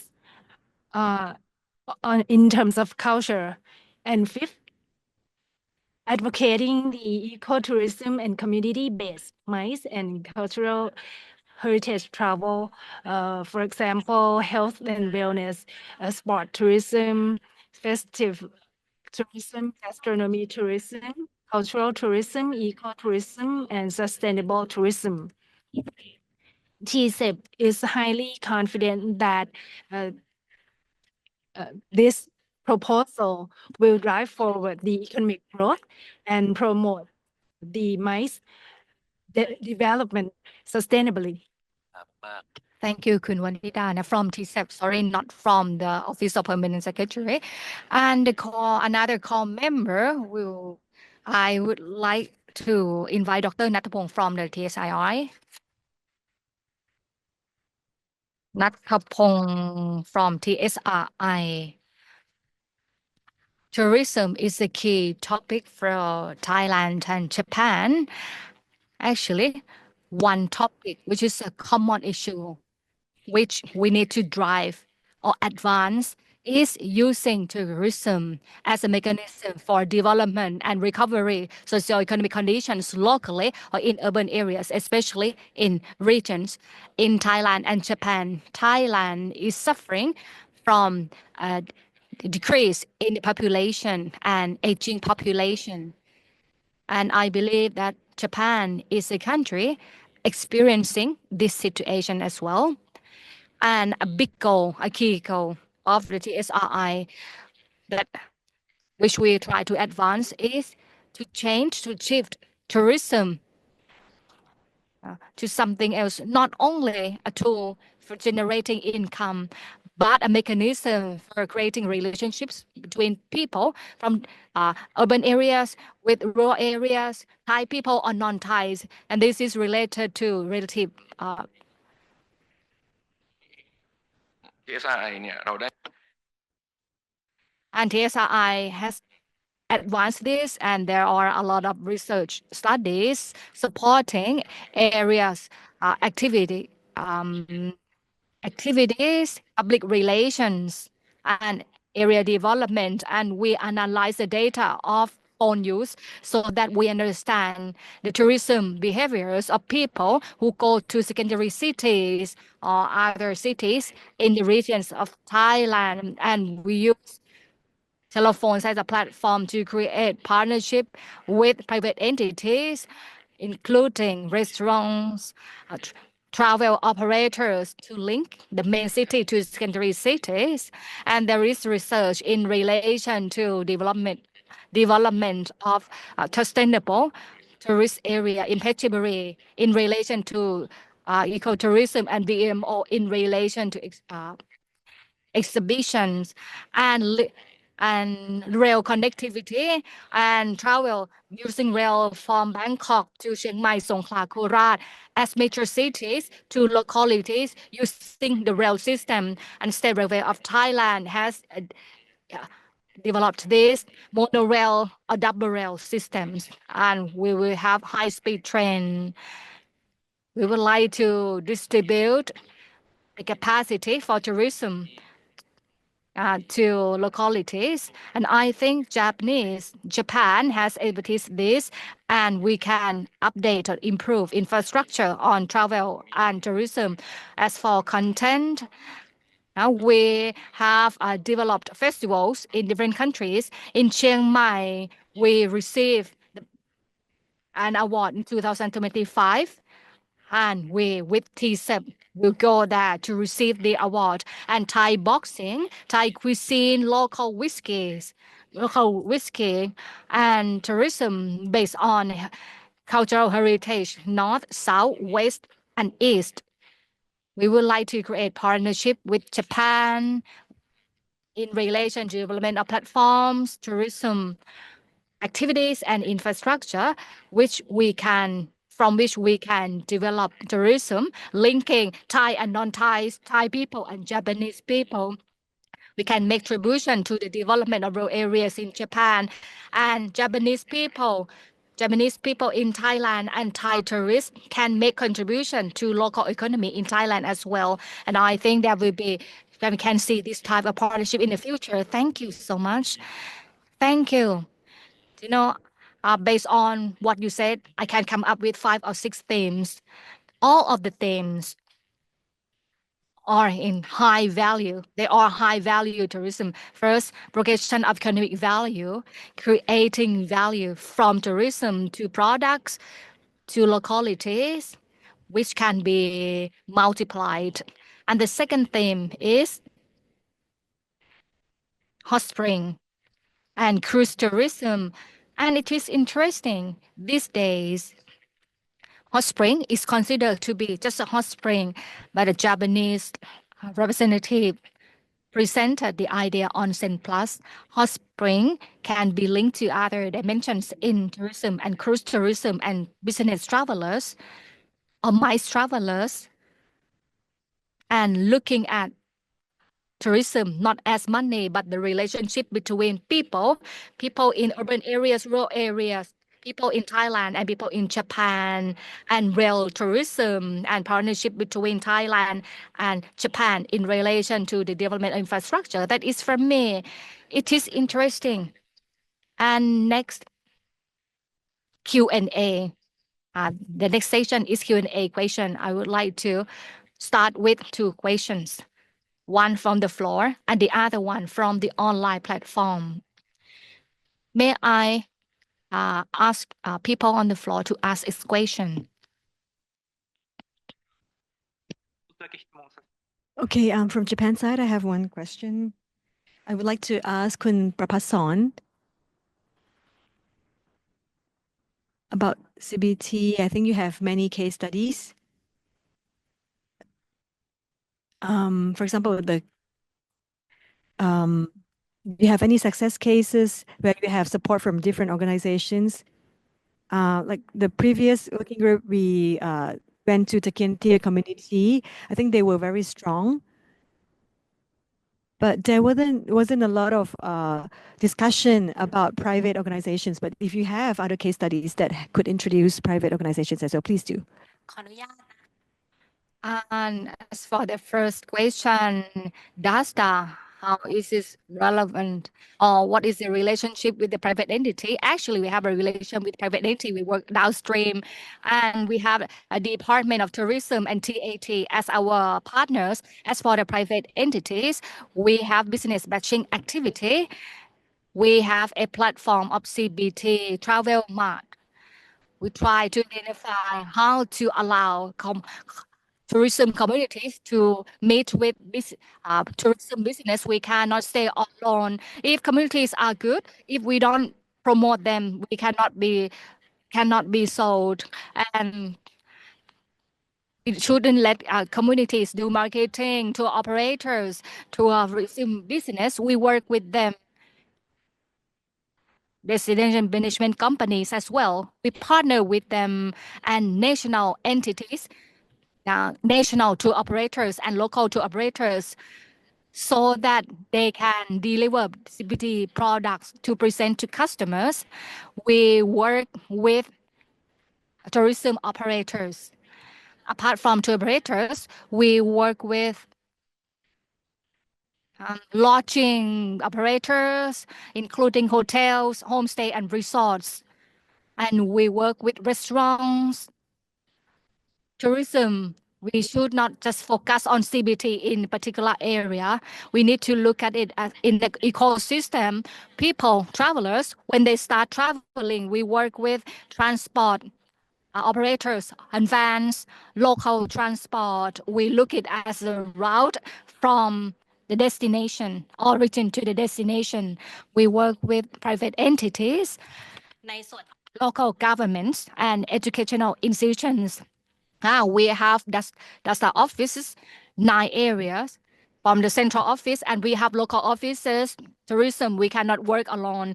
So collaboration is the key to success. So our work, now we look at this at the ecosystem as a whole. So, that has been working with the private entities. Thank you for the first question, focusing on the partnership among different entities, not only public entity or universities. This has been expanded to private entities. And the second question comes from the floor. And the second person, please. Thank you, all the speakers, and good morning, all the participants. I have a question, Krisadakon from the Department of Tourism. I would like to ask representatives from Thailand and Japan, maybe people from on TAT, or anyone who can answer the question. Do we have a study or pilot project on tourism communities in Thailand, in Bangkok, and in upcountry? Have you tried to distribute tourism and income to secondary cities? Yes, we have that. Do you have a plan and to promote these communities so that these are perceived, or this can attract global citizens? What are your measures for allowing people get attracted to this, given the potential of Thailand and Japanese communities? Okay, one representative from the Thai side and Japanese side. The question focuses on promoting tourism in high potential area or prospect areas. If we have good supply, good communities, what are the methods for marketing to attract people to visit those communities? And as for the Thai side, may I invite people from agencies focusing on marketing? May Kun Santi, please. As for marketing, to present communities at the global arena, it is very important, because communities, before they become strong, before they are strong to be in a global arena, we need to screen them. And TAT, we have offices in Thailand and other countries, and we work with them continuously. What we have been doing, every year, 29 offices, we will bring influencers and social media influencers and social media and agents. We bring them to update them on products. And one product is communities. We have a lot of products in Thailand. What we are trying to do is to allow them to see the real things and spread the word to other countries. We have markets across the world. This is another main responsibility of TAT, and we have been trying to advance this. And this is related to the image of the country, and we need to identify the level of strength and readiness, and to bring communities in fairs, ITM, WTM, all regional places. So we screen major communities to present in those events, and this will demonstrate the strengths, and communities, they themselves demonstrate that they want to drive themselves to be at that position. This is what TAT has tried to advance. If they are strong, they can be sold. People go to the internet, go to website, they can see readiness, preparedness, they see prices, they see if there are homestay services, accessibility. They can see this on the internet. So area development is the most important thing. TAT is a stimulant, a catalyst to bring them into the markets in overseas. So I would like to hear from the Japanese representative. So please. Okay, thank you for the question. Well, I think it's important to know where to approach. For example, we have this prefecture called Akita Prefecture. It's a place that is not well known for tourism, but we have a very strong community, or we can, have dinner in the local sake brewery. It's how we actually connect with the local communities. We have experiences where we propose this kind of model to the wealthy population in England, and the British actually came to Akita Prefecture. They wanted to come so that they have to have a deep connection with the local community, and that kind of approach it may be effective. Another approach with it. Okay, when people come to Japan, the average length of stay is about 12 days, roughly 2 weeks. And they normally come into Japan and they think and they plan where they want to go. For example, they come in from Tokyo. They would stay in a city hotel, and they would ask the concierge of the hotel and to recommend day trips or maybe a one-night trip. And these concierge would try to also give suggestions, provide suggestions to travel to the other local cities. Let me summarize the question and answers. In terms of promotion, the community must be strong first, or they must be strong enough so we can take them to the global level. And the second point, from Akita Prefecture, so we have to look at the niche segment, or we have to focus on the niche segment, because the communities may be perfect for a certain type of travelers. And Akita is famous for craft, right? And the third one is to work with the business operators so they can have a chance to go to the World Tourism Market or the BTM in London. Thank you very much for 2 questions and for the answers. And the second session has ended, including the Q&A session. So I would like to thank all 4 panelists for giving us the information, and I would like to thank core members as well. And so the session is very, very helpful. So it's very informative. Thank you very much. So let us end the discussion, and I would like to hand over to the MC. Thank you. Dr. Tanawat, panelists, and core members, thank you very much for your contributions. Panelists on stage, please return to your seats.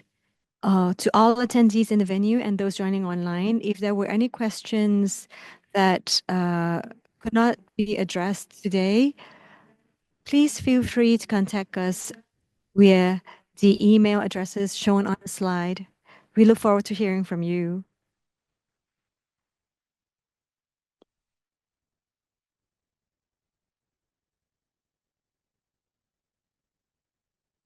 Finally, I would like to proceed to our closing remarks. And now I would like to invite Mr. Okuda, President for International Affairs of JTTRI and President of JTTRI-AIRO, and Deputy Permanent Secretary Dr. Vanida to give some closing remarks. First, Mr. Okuda, please. Today, we successfully held the 4th Japan-Thailand Tourism Working Group in cooperation with the Ministry of Tourism and Sports, Kingdom of Thailand. I would like to use this opportunity to sincerely appreciate the contributions of our distinguished guests, experts, moderators, and panelists whose insights enable us to have highly meaningful discussions. Thank you very much. Again, I would like to thank our attendees who joined us both in person and online.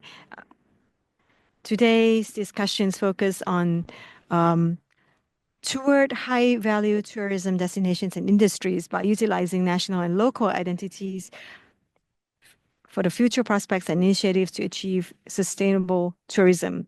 Key takeaways from our discussion would include the importance of collaboration between local tourism organizations and residents to leverage regional identity and specialties, enhance value, and strategically promote these destinations. And also, the second key takeaway would be the sustainable regional management, which would ensure tourism would benefit, to ensure that tourism benefits or profits flow back into communities, which would foster long-term prosperity. And also, the need for long-term human resource development, digital utilization, and tourism workforce diversification to maintain competitiveness and enhance high-value tourism. We also identify key themes for future working group discussions. For example, onsen tourism, cruise tourism, which would include how different stakeholders should refine these tourism resources, and also about how we could employ effective promotional strategies, and also how improvements can be made in tourism infrastructure and visitor experience. Our discussions reaffirmed that sustainable, high-quality tourism is a shared global challenge, not just for Japan and Thailand, but also for ASEAN and beyond. We hope that today's discussions will contribute to future progress of sustainable tourism in Japan, Thailand, and ASEAN. We also hope that today's working group has been a valuable experience for all participants, whether you join us online or in person. JTTRI-AIRO, in collaboration with the Ministry of Tourism and Sports of Thailand, will continue to organize these working groups, conduct research that contribute to the development of transport and tourism in Japan, Thailand, ASEAN, and South Asia. We appreciate your ongoing support and cooperation in our future activities. Thank you once again for your participation. ขอบคุณครับ Thank you, Mr. Okuda. Next, I would like to invite Dr. Wanida, Deputy Permanent Secretary of Ministry of Tourism. Mr. Nishioka Tatsushi, distinguished guests, on all speakers. This is another day when Thailand and Japan have technical cooperation in tourism, and the topics discussed by experts allow us to see that there must be further partnership between Thailand and Japan. We can start with similarities between Thailand and Japan so that we can share knowledge and ideas. As we shared hot spring, Japanese, Japan has expertise in hot springs, and Thailand, we should start working on this. And cruise tourism, one thing we cannot forget is communities. Based on what I heard today, all people, all participants here, and people join this online, you can see that all speakers focus on communities and CBT. Under CBT, we can use natural resources, local resources, and we can use communication to allow tourism so that we can promote tourism in a sustainable way with community engagement based on the strengths of community. I strongly hope that you with us for half a day. It is not a long time. Thailand and Japan, our discussion will be beneficial for us to link things together, and in the future, both countries, we can expand, scale up tourism in both countries in a sustainable way, appropriately, and in an efficient way. Thank you so much, JTTRI-AIRO, and people from the Department of Internal Affairs, MOTS, DASTA, PATA, Department of Tourism, and TCEP. Thank you so much for making contribution to the job. All of these are partners, are parties that can advance tourism. We can do this closely together, and in the future, this will allow Thailand and Japan to advance tourism in a sustainable manner. Thank you. Thank you, Deputy Permanent Secretary Wanida. And that concludes today's working group. Once again, We sincerely appreciate all participants who contributed to the discussions, as well as our online audience for their engagement.